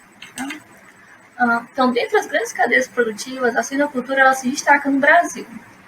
Por meio de vários estudos, foi constatada a sua importância, tanto externa quanto interna, da criação de suínos para o Brasil. E, atualmente, o Brasil ele ocupa a quinta colocação em consumo da carne e é o quarto maior exportador deste produto. E aqui na tabelinha temos o estado de Santa Catarina liderando na produção, seguido do Paraná, Rio Grande do Sul, até Sergipe. Então, com as grandes demandas na produção da carne suína, isso vai aumentando a degradação do meio ambiente. Ralane, mas como que isso ocorre, né? Isso ocorre em decorrência dos dejetos produzidos pelos animais que são ali jogados no solo, de qualquer forma, sem terem um destino final. E a suinocultura ela é uma das atividades rurais que mais apresentam impactos ao meio ambiente. Isso em decorrência aos dejetos que ficam ali expostos na atmosfera, causando que acabam, liberando gás metano e assim poluindo o meio ambiente. E segundo a legislação ambiental, o produtor ele pode ser responsabilizado criminalmente por eventuais danos causados ao meio ambiente ou até mesmo à saúde dos homens ou dos animais ali presentes na propriedade deles, Então, a recomendação técnica e adequada para o manejo e o tratamento destes dejetos líquidos é em estequeiros, que é cavar um buraco ali no solo, colocar uma lona e depositando os dejetos suínos e fazendo o manejo e o tratamento adequado para que futuramente eles possam ser utilizados nas lavouras como fertilizantes. Um exemplo de contaminação ambiental que vem ocorrendo é em Santa Catarina, que a poluição de águas no oeste, principalmente em poços artesianos, tem sido atribuído à suinocultura intensiva. E foram feitos levantamentos que foram realizados nas zonas rurais produtoras de suínos, foram revelados que 85% das fontes de água estão contaminadas por coliformes fecais, isso oriundos do lançamento direto de dejetos de suínos em cursos ou mananciais d'água. E quando esses dejetos desses animais eles encontram cursos ou mananciais d'água, isso causa sérios desequilíbrios ecológicos, como a redução do teor de oxigênio dissolvido na água, a disseminação de agentes patogênicos e a contaminação da água por amônio, nitrato e outros elementos. Portanto, a Associação Catarinense de Criadores de Suínos, eles têm apoiado uma alternativa para atenuar ou até mesmo solucionar os problemas ambientais causados por este dejeto. E um dos resultados esperados com essa implementação é reduzir o potencial de poluição dos dejetos oriundos das atividades vinícolas, porque a legislação ambiental vem pressionando bastante esse setor de produção. E também tem uma vantagem ali bacana, que é a transformação dos dejetos líquidos em adubos sólidos, e assim minimizando o risco ambiental e também haverá a redução do nível de odor desagradável e da presença de moscas nas propriedades. Portanto, se os dejetos orgânicos da criação de suínos eles forem manejados corretamente para fertilizar o solo, os problemas da poluição poderão ser superados. Isso também levará à reciclagem de nutrientes e promoverá até mesmo o melhoramento do balanço energético do sistema. Então, ao se falar em cadeias produtivas, um dos fatores a serem levados em consideração é o licenciamento ambiental. Tá, mas o que é esse licenciamento ambiental? É um procedimento administrativo pelo qual o órgão ambiental ele vai autorizar a localização, a instalação, a ampliação e operação de empreendimentos e atividades utilizadoras de recursos ambientais consideradas efetivas ou potencialmente poluidoras. Tá? E essas licenças elas são exigidas para empreendimentos e atividades que se enquadrem em pelo menos um desses dois recursos aqui abaixo, né? Como a utilização de recursos ambientais e ou as que são capazes de causar degradação ambiental. Tanto a suinocultura, a avicultura, ela é uma atividade passível de licenciamento ambiental, pois ela se enquadra nesses dois requisitos, pois ela utiliza os recursos ambientais, como o solo e a água, e ela é bem capaz de causar degradação ambiental, como na emissão de gases, odores e poeiras, o uso incorreto das camas e esterco como adubo, o lançamento de influentes em corpos d'água e a disposição das carcaças de animais mortos.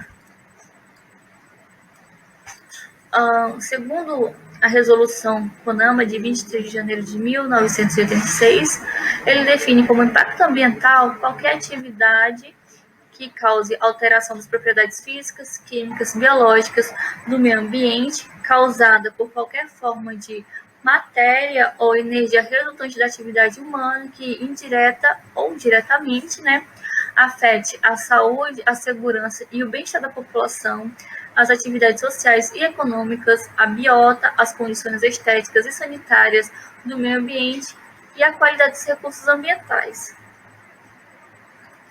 Tá, mas como que a produção avícola ela pode impactar o ambiente? Como que ela pode causar a degradação do meio ambiente?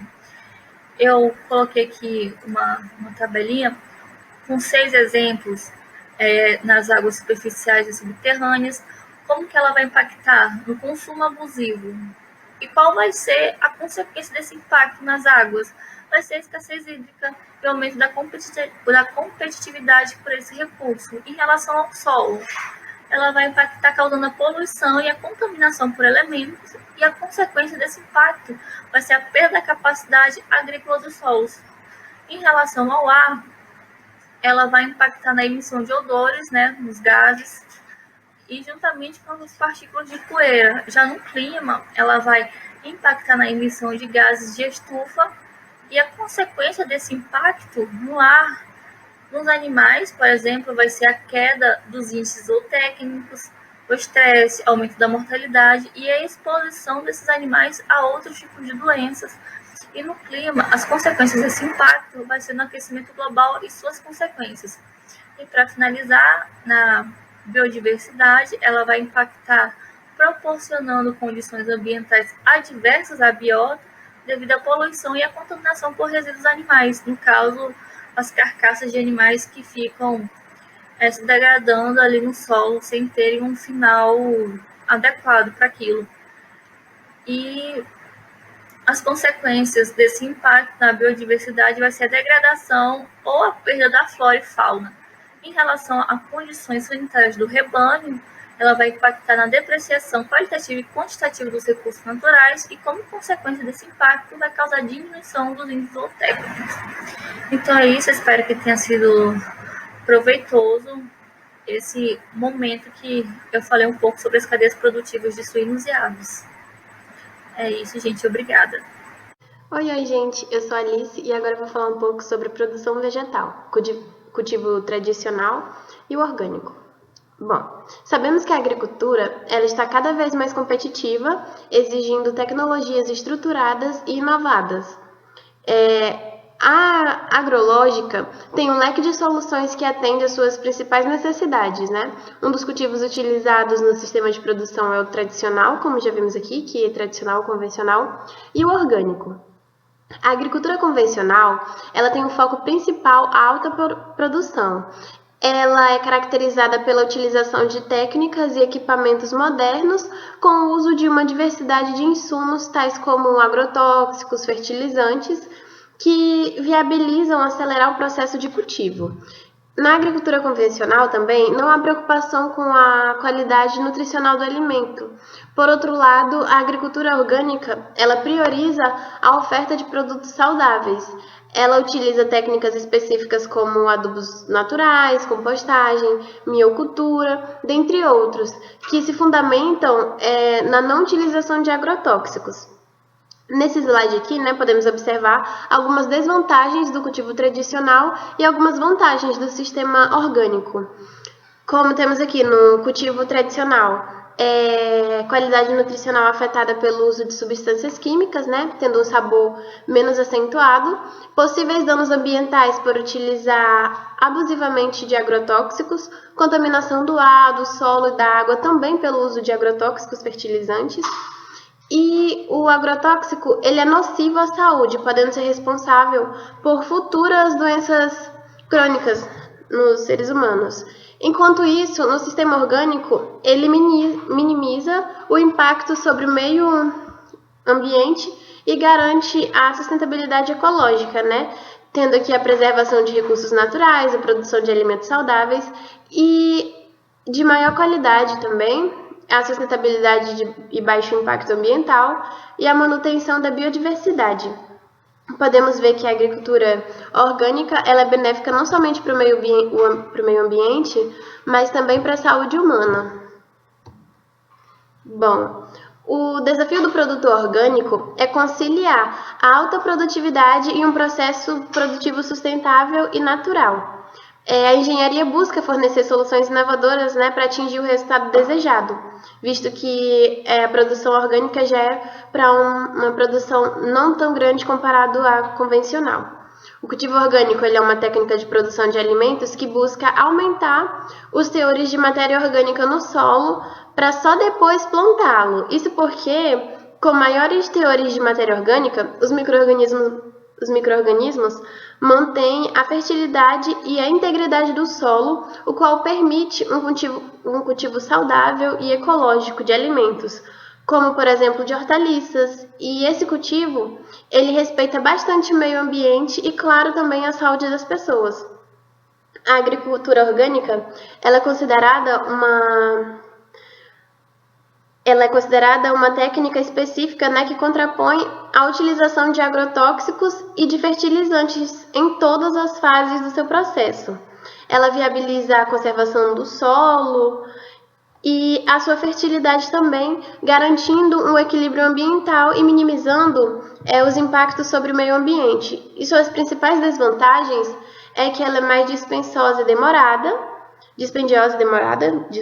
e ela é de menor produção, como eu já disse, comparado à agricultura tradicional. E seu produto ele é mais caro que os convencionais também. E segundo a legislação, os alimentos orgânicos devem apresentar selo de certificação para comprovar que eles são orgânicos mesmo.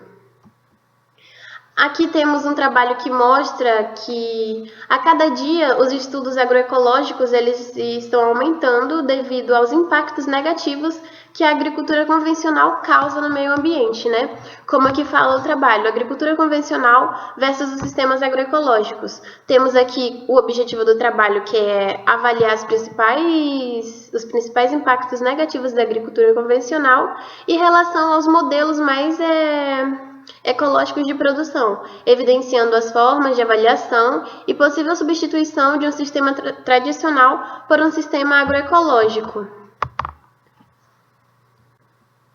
Bom, aqui temos a principal diferença dos alimentos, eu achei bem interessante trazer isso aqui, que fala, né, dos alimentos naturais, que é o mais próximo da sua origem, menos processado, sem conservantes, corantes e aditivos artificiais. O orgânico, que é o foco principal agora da minha apresentação, né, que ele é livre de agrotóxico, cultivado com responsabilidade social, valorizando a mão de obra e respeitando o meio ambiente. Temos o integral, que ele é diferente dos alimentos refinados, né? Os ingredientes e grãos passam por uma moagem que preserva os seus nutrientes. O diet, ele é indicado para tratar doenças específicas que têm ausência total de ingrediente, como o exemplo do açúcar, né, para os diabéticos. E tem redução de pelo menos 25%, o light tem redução de pelo menos 25% de algum ingrediente, não totalmente isento como o diet, né? E também agora, por fim, temos os transgênicos, que ele é modificado geneticamente, contém um ou mais genes de outras espécies, né? Um dos principais alimentos transgênicos cultivados no Brasil é a soja.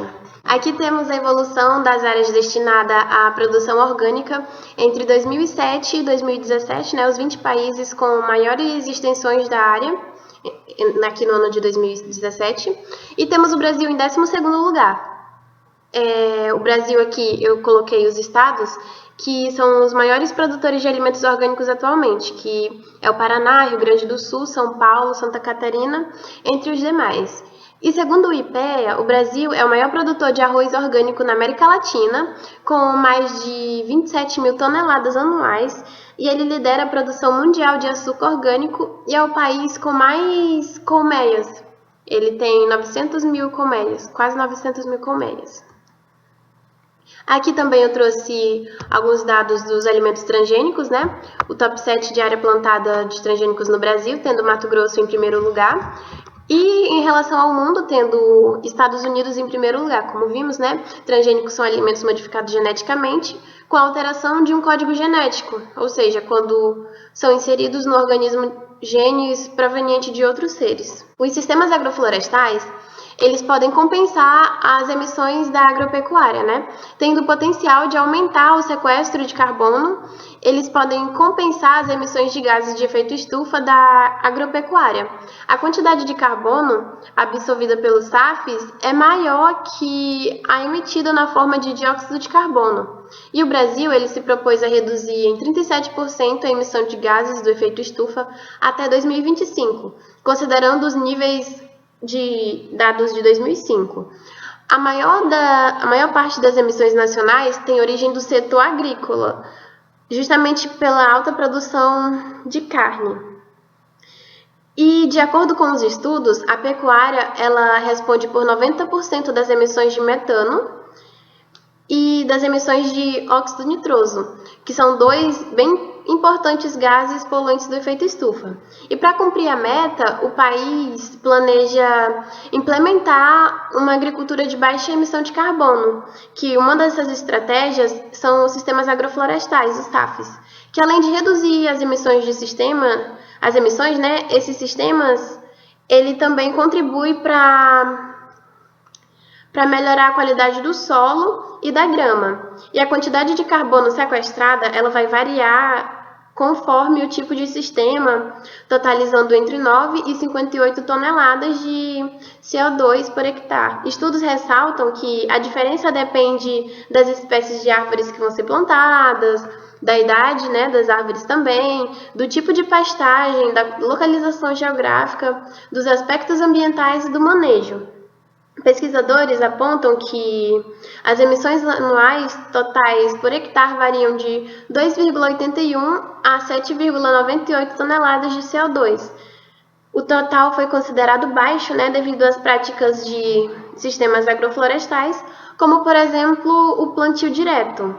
Além de diminuir o uso de máquinas e o consumo de combustível, elas também aumentam o teor orgânico de carbono e nitrogênio no solo e a biomassa microbiana, além também de oferecer um bom manejo para os animais, porque eles vão estar pastando ali na sombra, vai ter um melhor conforto e vai ter uma alta produtividade do animal e uma menor poluição do efeito estufa. Continuando aí com a nossa oficina, né, que é alimentação, consumo e meio ambiente, você com isso, eu vou falar um pouco aí sobre a produção e a biodiversidade.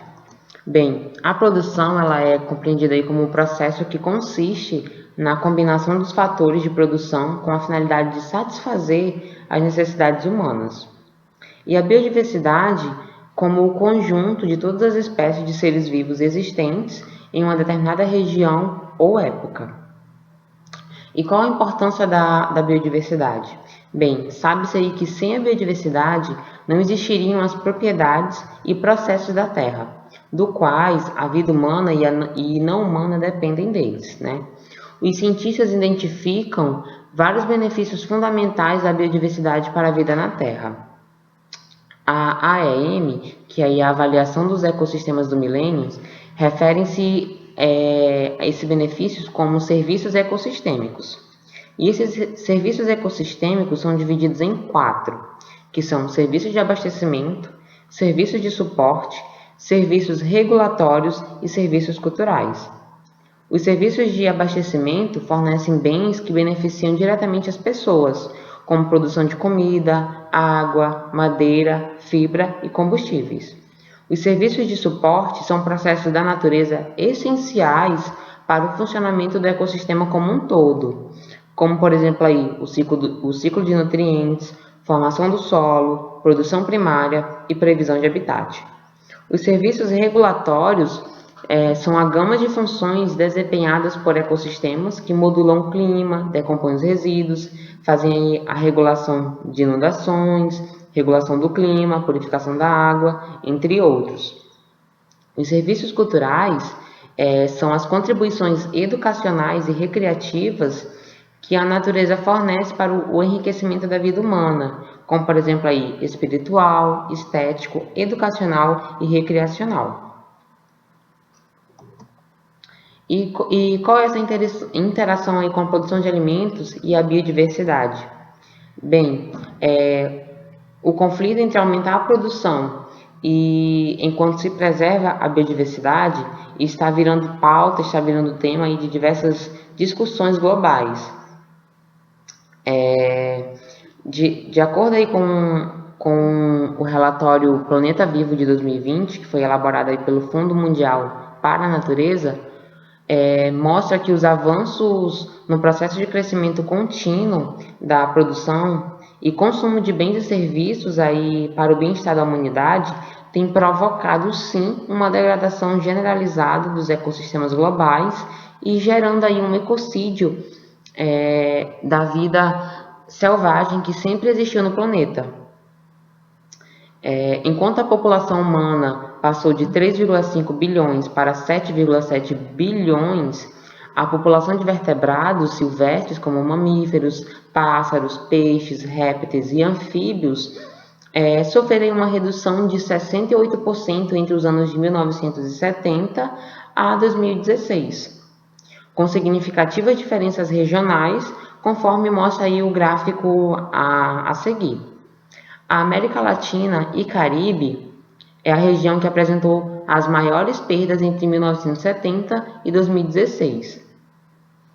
Um estudo aí publicado por David William, publicado na revista Nature, mostra que o aumento da demanda mundial de alimentos em função do crescimento populacional e do aumento da renda, especialmente em países como China e Índia, que têm as maiores populações, levará à perda de milhões de quilômetros quadrados de ecossistemas naturais para atender o apetite humano. Esse grupo aí, composto por David William e outros autores, desenvolveram um modelo geograficamente explícito de futuro desmatamento agrícola com base nas mudanças históricas observadas, e eles conseguiram combinar os resultados com as preferências de habitat específicas de cada espécie. Assim, eles conseguem ver aí, em alguns anos futuros, aonde ocorrerá, por exemplo, aí um desmatamento. Muito interessante esse estudo. A ONU ela tem postado aí um plano para restaurar a biodiversidade. Dentro desse plano existe aí alguns tópicos que eles abordam, como, por exemplo, proteger as áreas selvagens, melhorar a natureza, ou seja, ter aí uma agricultura mais orgânica, uma agricultura mais sustentável, na verdade, criar mais áreas verdes dentro das cidades, proteger os habitats marinhos, no caso os oceanos, proteger os lagos e rios para a vida selvagem, ou seja, proteger a nossa água doce aí, reduzir os impactos das mudanças climáticas, ter uma dieta à base de plantas para reduzir também o desperdício de alimentos e também gerenciar o meio ambiente para ajudar na saúde.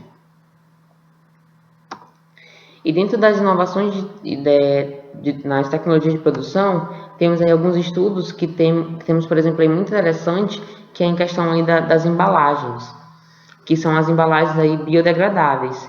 Que essas embalagens biodegradáveis têm um menor tempo de permanência no ambiente, o que diminui as chances de efeitos nocivos.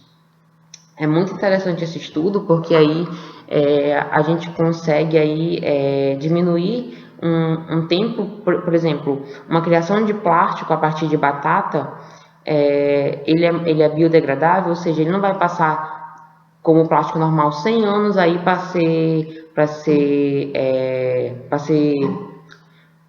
degradado por esse solo, né? E esse uso dessas embalagens podem ser feitos através de batata, milho, cana-de-açúcar, celulose, entre outros aí que pode ser utilizado. Também temos o desenvolvimento das PIFs, né, que são aí a produção integrada de frutas, que ela visa aí uma produção com qualidade e também de uma forma mais econômica, respeitando o ambiente, a saúde do consumidor, a saúde do produtor, através da minimização do uso de agroquímicos e da integração de práticas de manejo de solo e da planta de maneiras agroecológicas. Além do mais, dentro dessa PIF, aí, o consumidor ele tem uma maior rastreabilidade da fruta que vai ser ingerida. Ou seja, ele vai conseguir aí saber todo o processo de produção dessa fruta, todo o processo aí de colheita dessa fruta até chegar à mesa desse consumidor. Outros trabalhos muito interessantes aí dentro das indústrias agroindustriais são aí o reaproveitamento de resíduos, onde tem aí um menor desperdício desse resíduo jogado no meio ambiente e uma maior reutilização desse resíduo, transformando aí em uma coisa mais útil, uma coisa que pode ser reutilizável. E também temos a produção orgânica, que pode parecer muito antigo, mas é algo ainda que ainda tem ganhado muitas pautas mundiais, tem ganhado ainda muito mercado, e também por ser uma área que precisa ainda de estudos e precisa ser muito aplicada no nosso mundo hoje. Agora eu vou mostrar para vocês aí uma prática de fabricação de plásticos, de um plástico biodegradável, a partir aí de batata. Dando início aí à nossa prática, que é a fabricação de plástico biodegradável, ou seja, um bioplástico, os integrantes são aí eu, Lailson Oliveira, Bárbara Raquel, Alice Cardoso e Ralane Gomes. Para dar início à nossa prática, você vai precisar aí de glicerina, corante de coloração de sua preferência, as batatas e o nosso vinagre, também de sua preferência. Você vai iniciar aí dando cortes nas batatas em rodelas, né, para facilitar aí o seu processamento em liquidificador.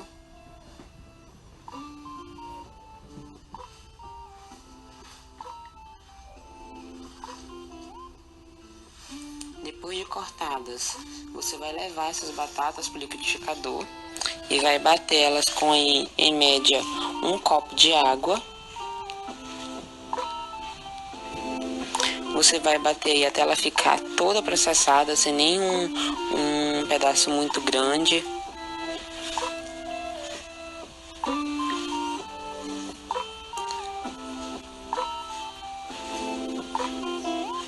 Posteriormente, você vai coar essa mistura, tirando toda a parte grosseira aí que restar da batata.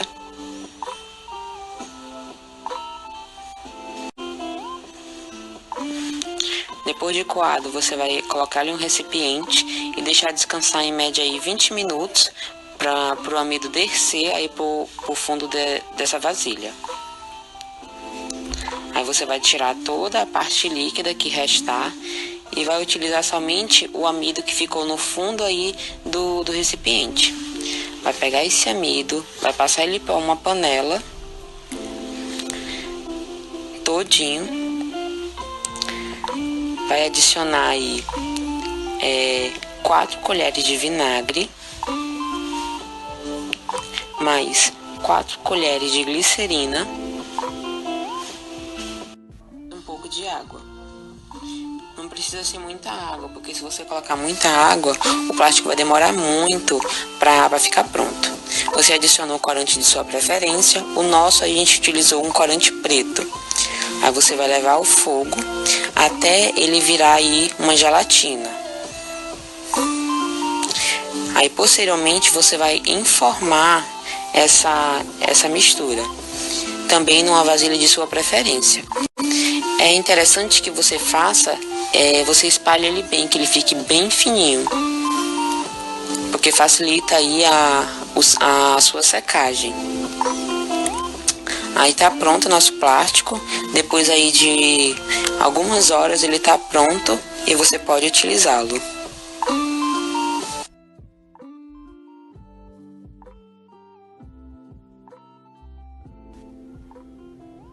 Depois de 5 horas aí o nosso plástico secando, né? Vamos dar uma olhadinha.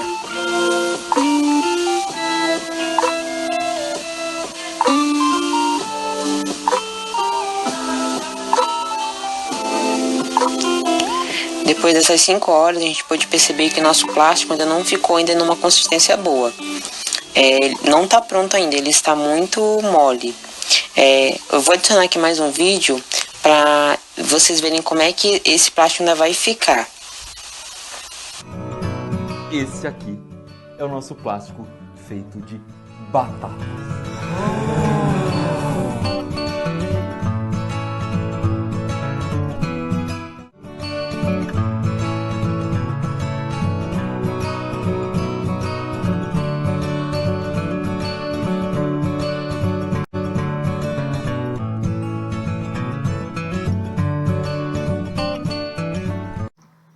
Eu gostaria de finalizar com essa frase aí que fala assim: revolucionário é todo aquele que quer mudar o mundo e tem coragem de começar por si mesmo. Pois não existe problemas ambientais, existem sintomas ambientais de problemas humanos. Eu gostaria de agradecer a você que assistiu até o final e o nosso muito obrigado. Bom, chegamos ao fim, né, da nossa oficina. Eu gostaria de agradecer a participação e a presença de todos que puderam acompanhar nossa oficina até agora, até o final. Agradecer aos meus alunos, a Alice, o Laílson, a Ralane, a Bárbara, pelo empenho e dedicação aí na construção desses vídeos, para que eu pudesse estar aqui hoje nessa oficina, compondo esse material. Agradecer a organização do evento, pelo convite, pela confiança, né? O Laboratório de Tecnologia de Produtos Agropecuários está participando da Semana do Meio Ambiente e com muita satisfação. Então, agradeço a todos e até a próxima semana.